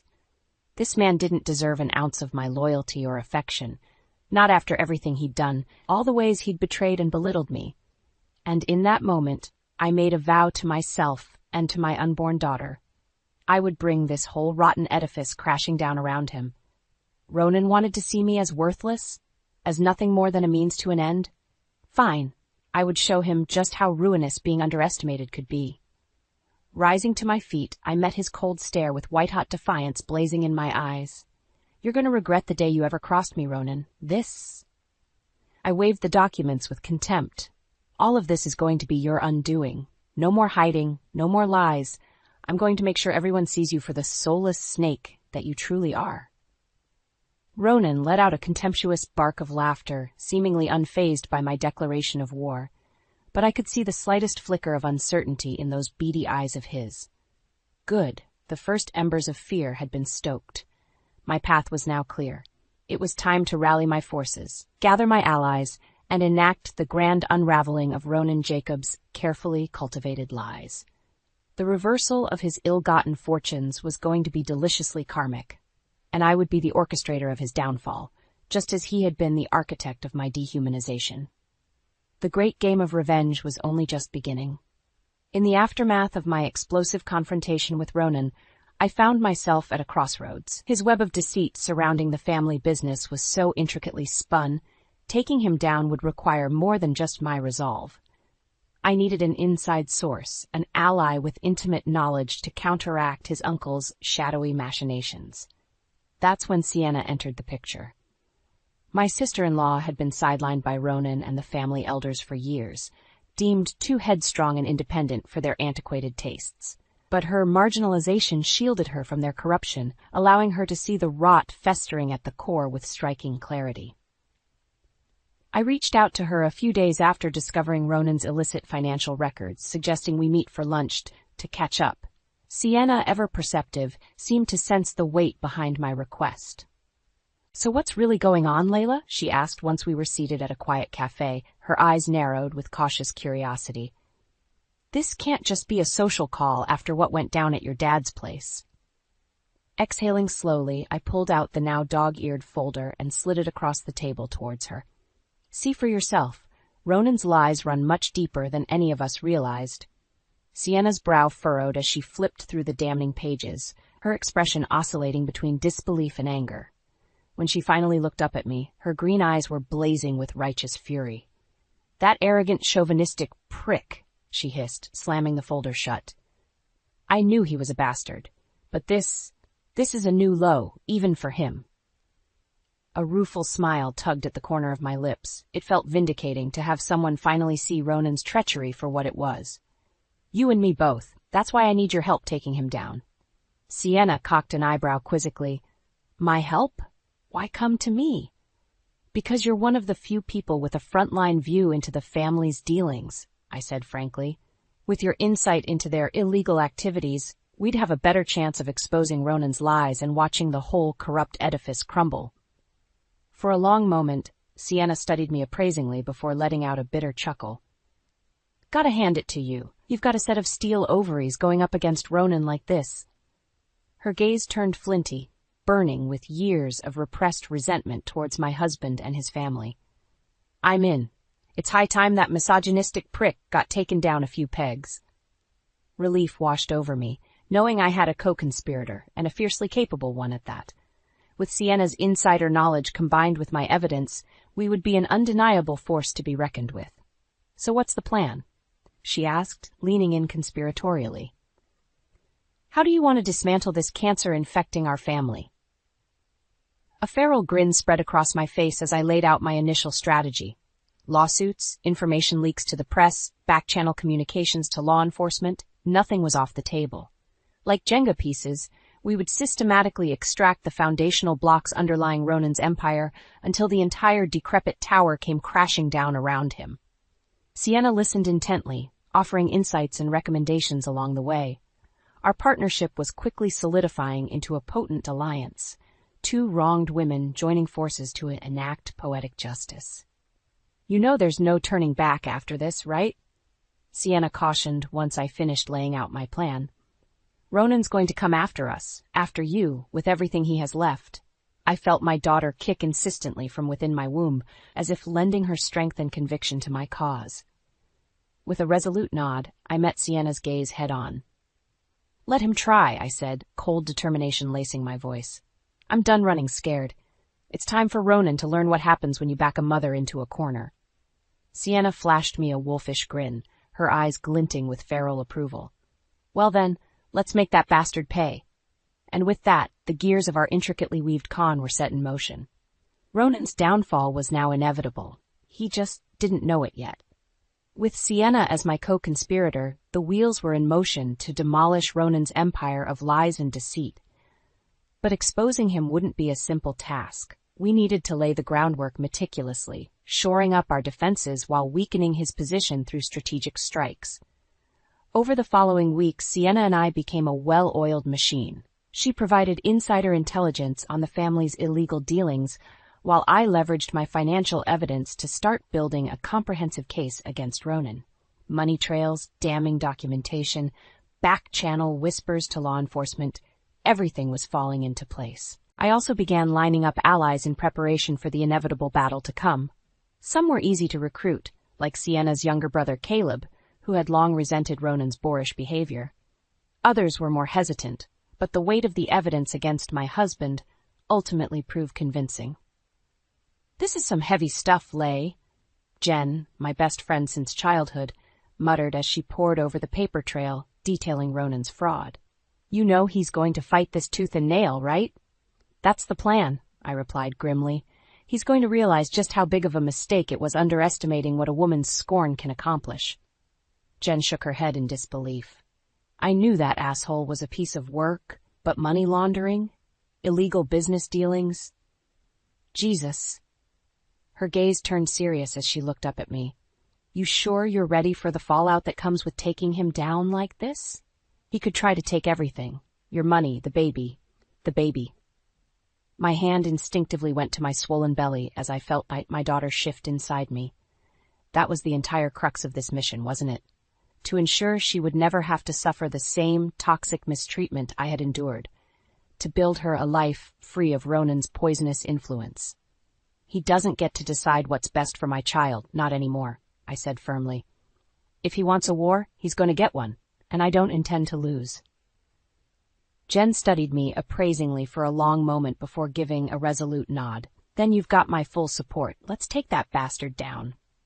With more allies rallying to the cause, our efforts started bearing fruit. A scathing expose in the local paper cast scrutiny on Ronan's business affairs. Anonymous tips triggered preliminary IRS and SEC investigations. I could sense the walls closing in around him, his confidence gradually fracturing. It all came to a head one evening when Ronan stormed into the house, his face contorted into a mask of frothing rage. "You just couldn't leave well enough alone, could you?" he snarled, violently slamming his briefcase onto the table. "You had to go and poke your nose where it didn't belong." I stared at him impassively, cradling my pregnant belly. "That's rich, coming from you. I'm simply bringing your shady dealings into the light." "You conniving little bitch!" Ronan's sudden roar made me flinch. "You think you've won? That you can take everything I've built and destroy it on a whim?" He closed the distance between us, his meaty hand gripping my arm in a vice-like grip. "I'll bury you before you can take one more step, do you hear me? This family, this life, it's all mine. You're nothing." His spittle flew in my face as I met his crazed stare with steely defiance. "We'll see about that." With a disgusted grunt, Ronan shoved me away and stormed out, leaving me to rub the spot where his fingers had dug into my flesh. I felt my daughter kick anxiously, as if she could sense the tension and rage radiating off her father. "Don't worry, sweetie," I murmured, gently rubbing my belly to soothe her. "That's the last time he'll ever get to hurt us." The game was afoot, the battle lines clearly drawn. There would be no turning back now.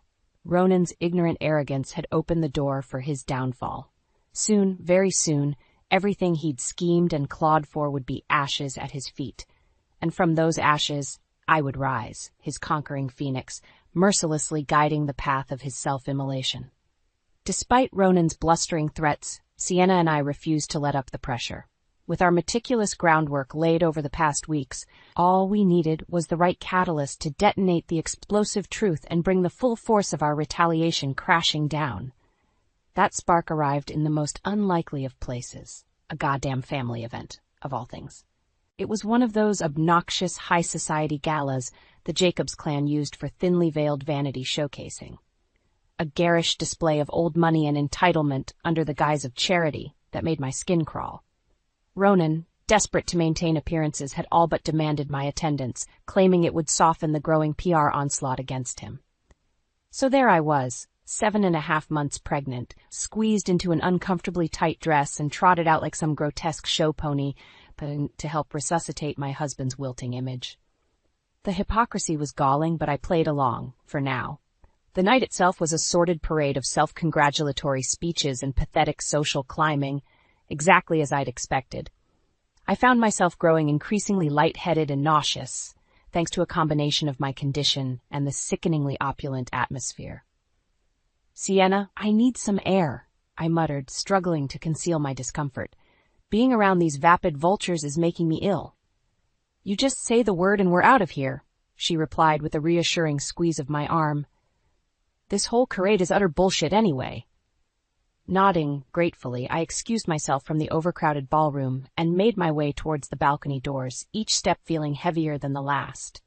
I was nearly there when a grimy hand clamped around my elbow, whipping me around forcefully. "Just where do you think you're going?" Ronan sneered, his tuxedo hanging open sloppily and his breath reeking of whiskey. "Your little disappearing act is going to make us look bad." I wrenched my arm free from his grasp, defiant anger flaring. "Us? Don't flatter yourself, Ronan. You're the only one with an image to protect here, and at great cost, it seems." He threw his head back with a contemptuous bark of laughter. "Oh, spare me the self-righteous melodrama, would you? I'm doing what's necessary to maintain the family legacy." "Your legacy is mired in lies and illegal money, you degenerate," I shot back, fighting the wave of dizziness washing over me. "How many more laws do you plan to break just to feather your filthy nest?" Ronan's face contorted in an ugly sneer. "Watch your tone when speaking to me, you ungrateful whore." The vile insult was cut off as a searing pain lanced through my abdomen, forcing me to double over with a strangled cry. Instantly, the room started spinning sickeningly as I clutched at my stomach. "Oh God, something's wrong." I whimpered through gritted teeth, panic seizing my chest. "The baby. I think she's coming." For one infinitesimal moment, Ronan's scowl slipped just enough for the briefest flicker of concern to register on his face. but it was quickly extinguished as his mask of disdain slammed back into place. "Of course you'd choose now for this pathetic drama queen act," he growled, making no move to help me. "Just another attention grab like always." I could scarcely believe his callous reaction through the haze of agony racking my body. "Ronan, please, I need help." From somewhere behind me I heard Sienna's urgent voice calling my name as she rushed to my side. "Layla! Oh my God, what's going on?" Her eyes went wide with panic as she quickly assessed the situation. "We need to get you to a hospital now." Ronan simply stood back, arms folded across his chest, with a sneer of derision painted across his smug features. "Don't bother," he spat venomously. "She's clearly just trying to stir up another scene. Pathetic even for you, Layla." White-hot rage cut through the pain as Sienna helped me up, glaring daggers at my wretched husband. "You heard the lady. She needs medical attention, asshole!" she shouted, somehow managing to steady my trembling form.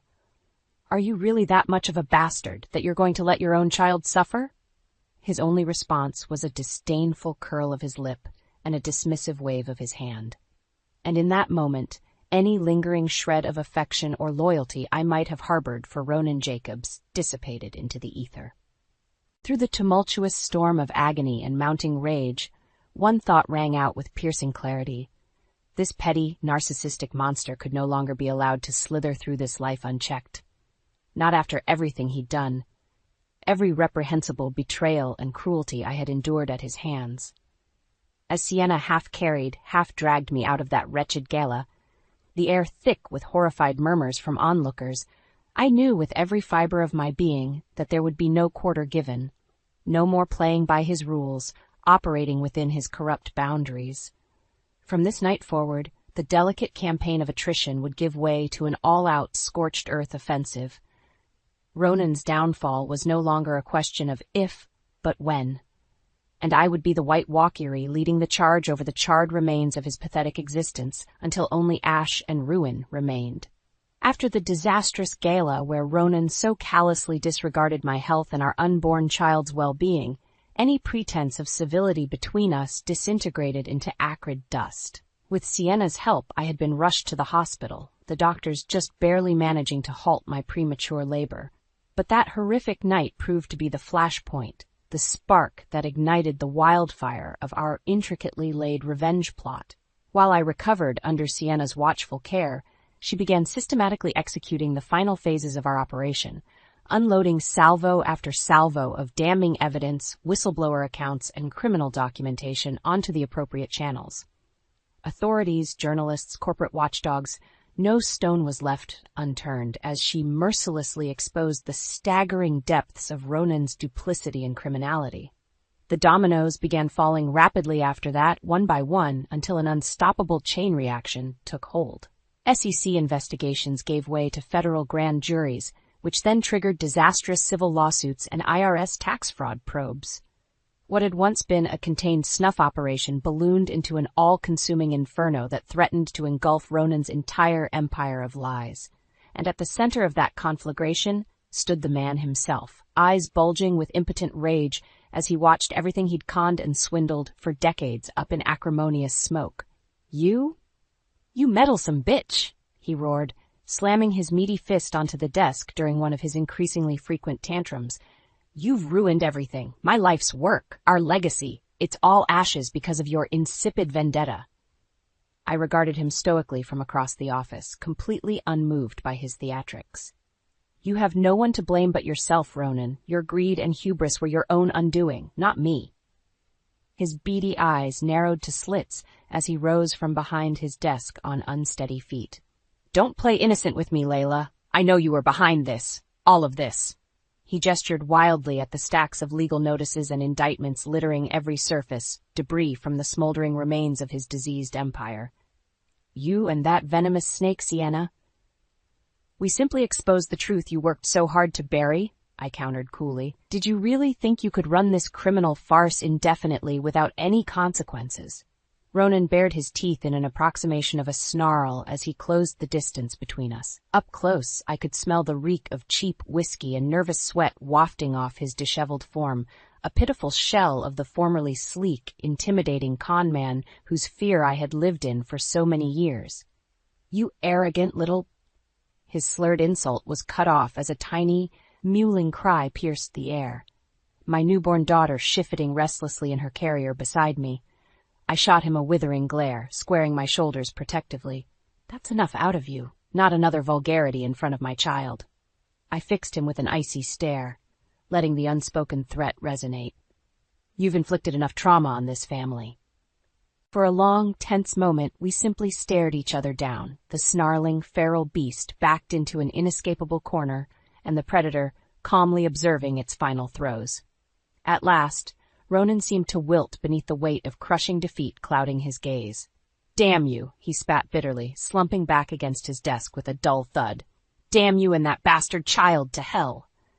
As if on cue, Sienna strode into the room, eyes flashing as she took in the tense scene before her. "Everything okay in here?" Shooting Ronan one final look of disgust, I turned to face my co-conspirator and gave a tight nod. "Never better.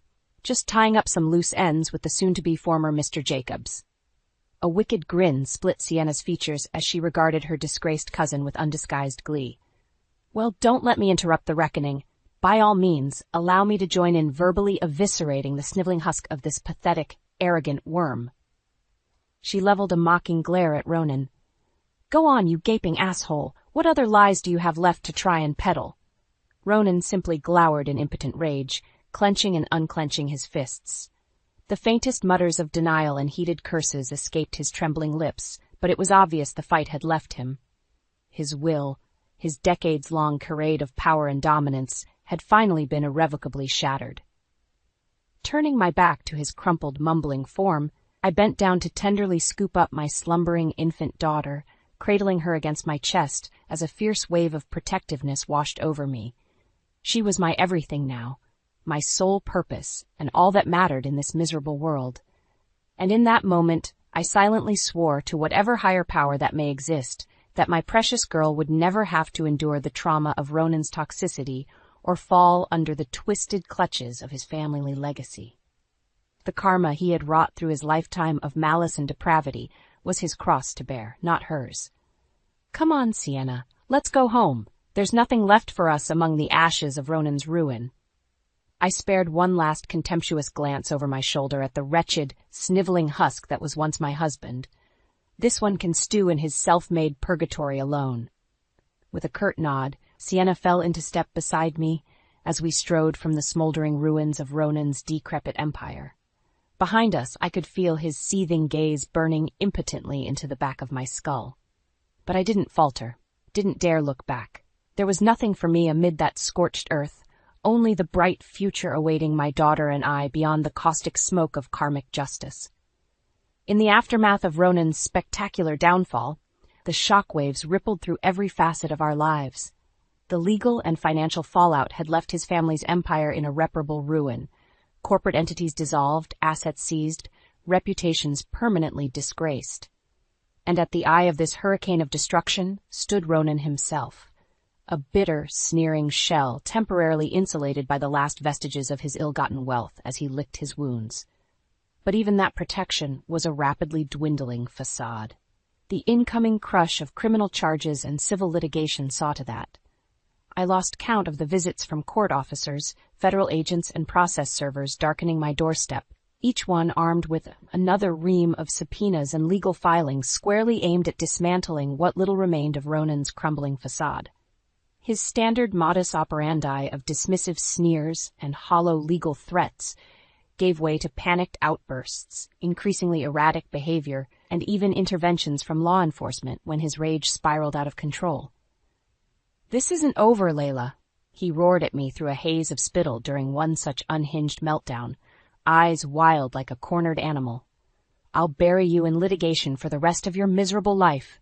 You'll never be free of me." Staring impassively back at him through the doorway, I didn't so much as flinch as I cradled our infant daughter protectively against my chest. "Is that so? Because from where I'm standing, it seems your options for retaliation are rapidly evaporating." "Don't get smug with me, you disloyal little cunt." Ronan's voice cracked with raw fury. "Everything I had, everything I built, It's all in ruins now, because of you. But I'll make sure you suffer just as badly before this is through. Mark my words. Tell me, Ronan, do you honestly think threatening me is going to restore your dignity at this point?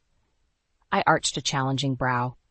I've thoroughly dismantled any illusion of you being an intimidating presence. You're already living your worst nightmare, destitute and alone, unmourned and reviled for your reprehensible actions.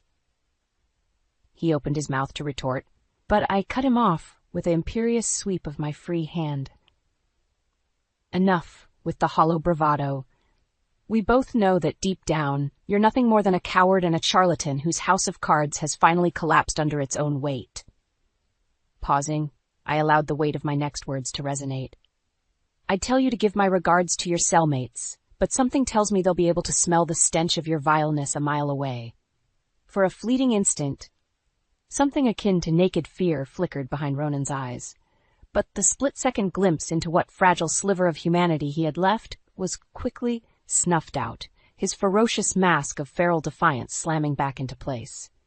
You'll get yours, Layla. One way or another, I'll make sure of that, he snarled. No bitch takes everything from Ronan Jacobs and gets away with it unscathed. Is that so? A wry smile tugged at the corners of my mouth. We'll see about that. With one last contemptuous glare, Ronan whirled on his heel and stormed off, the once imposing figure cutting an increasingly diminutive presence with each passing day. I watched him leave unflinchingly, the weight of victory granting me a tranquil resolve I had once struggled to find amid his toxic shadow. As the fury of his exit faded into stony silence, my daughter began fussing softly against my chest. Gently shushing her, I nuzzled her downy head and hummed a tender tune until her squirms subsided into peaceful slumber once more. In that simple, serene moment, my purpose and drive crystallized into an inviolable truth. Everything I had endured, every wound and sacrifice along this tumultuous path, had all been for her. To build a world where she would never know the corrosive touch of Ronan's cruelty or malignance. A world where her limitless potential and soaring spirit would be nurtured, not bound in chains. It was then that I made an irrevocable vow, one that would guide the next phase of mine and my daughter's shared journey towards healing and vindication. I'm going to make sure that he spends the rest of his empty days withering behind bars where he belongs, I murmured, pressing a gentle kiss to my little girl's head. And in doing so, I'll cleanse every last vestige of his poison from our lives. You'll never have to know the person I was before you came along, sweetie.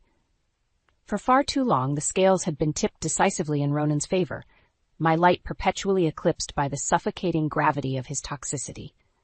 But in dismantling his vile empire through ruthless, strategic strikes, the karmic rebalancing had begun.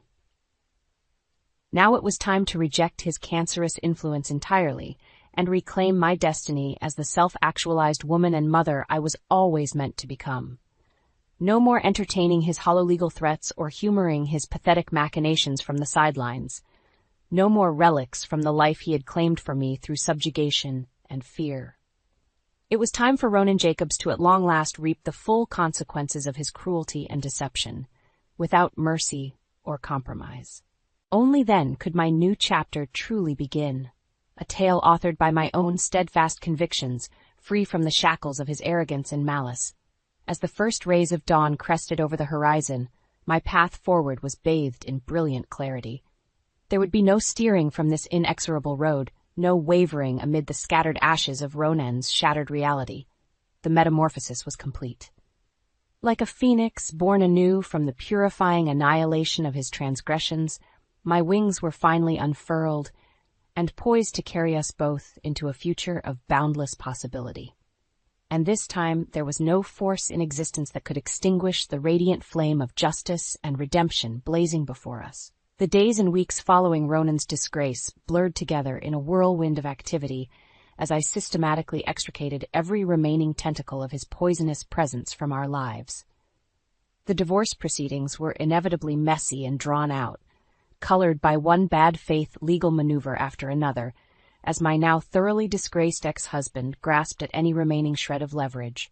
But flanked by an impeccably prepared legal team and emboldened by Sienna's stalwart support, his pathetic delaying tactics proved futile.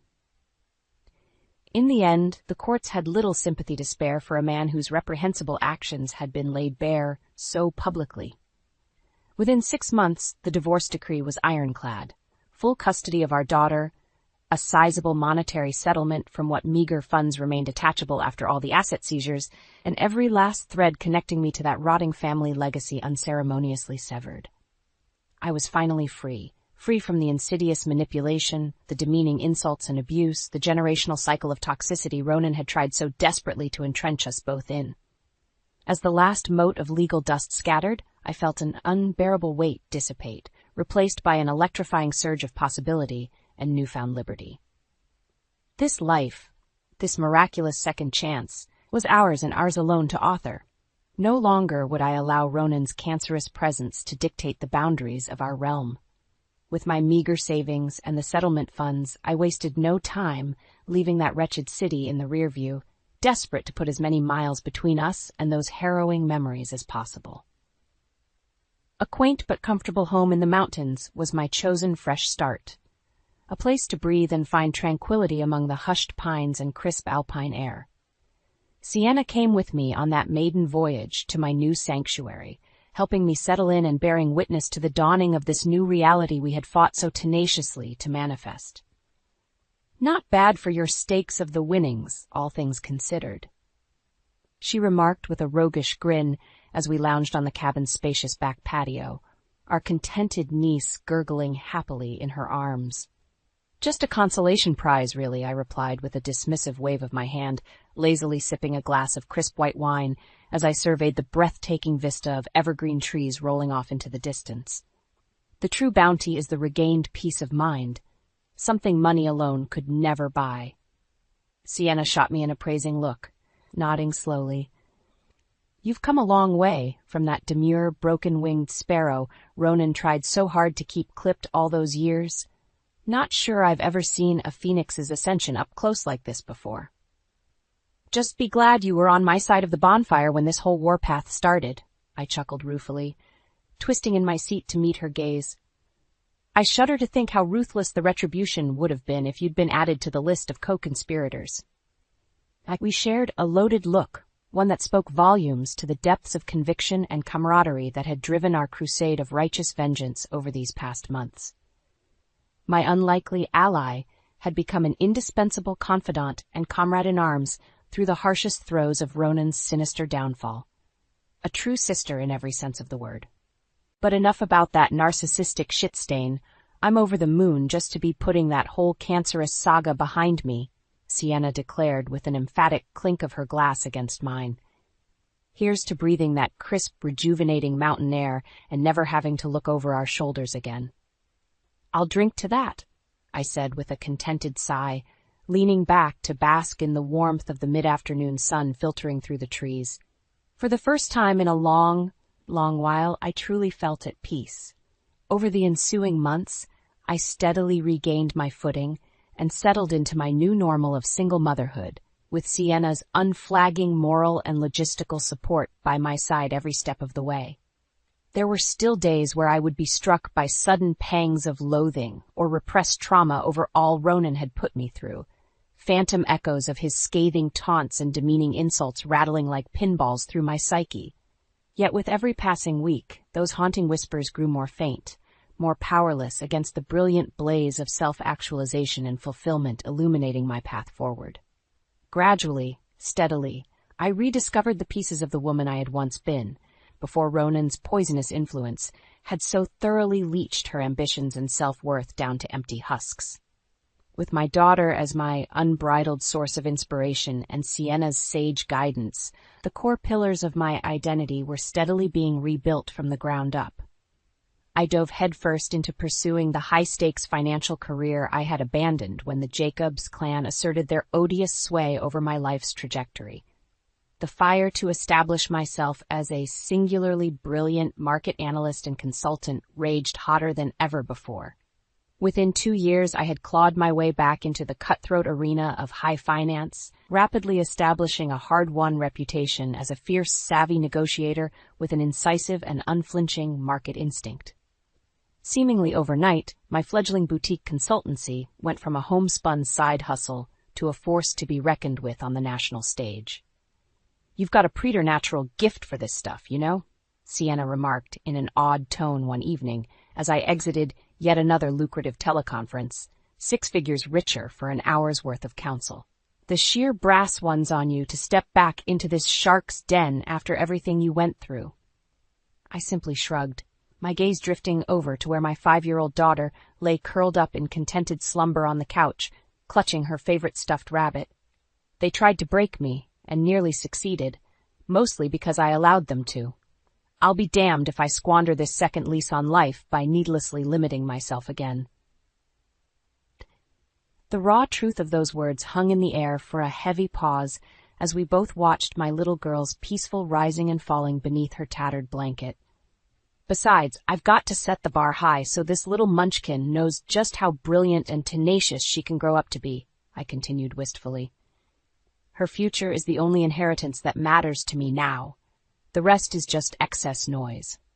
Meeting Sienna's proud gaze with a resolute nod of affirmation, I felt the last vestiges of doubt and fear permanently slough off, like the molted skin of a transcendent serpent. What had once been shameful shackles had been meticulously reworked into brilliant new armor, steeled against the harsh realities that still lurked beyond this sanctum. Because out there in that tumultuous world, the specter of Ronan Jacobs and his ilk still festered. Venal, vicious aberrations perpetually locked in conflict with the strength and integrity I now embodied. And while his individual chapter had been scribed into ignominious history, that eternal crusade waged on in others. But I was more than ready to face those battles anew with a cleansed spirit and crystalline clarity of purpose, to uplift and cultivate that divine spark of potential until it erupted into an all-consuming wildfire, burning away every last mote of indignity and fear. No more poisoned births or anguished gasps for air amid that choking miasma of societal toxicity. Only the radiant promise of new dawns, to be ushered in by champions of change and retribution, unshackled from the anchors of oppression. Because on that day, standing at the precipice of our boldly reclaimed destiny, I was no longer prey, just the merciless apex predator, continually reborn in a blaze of glory.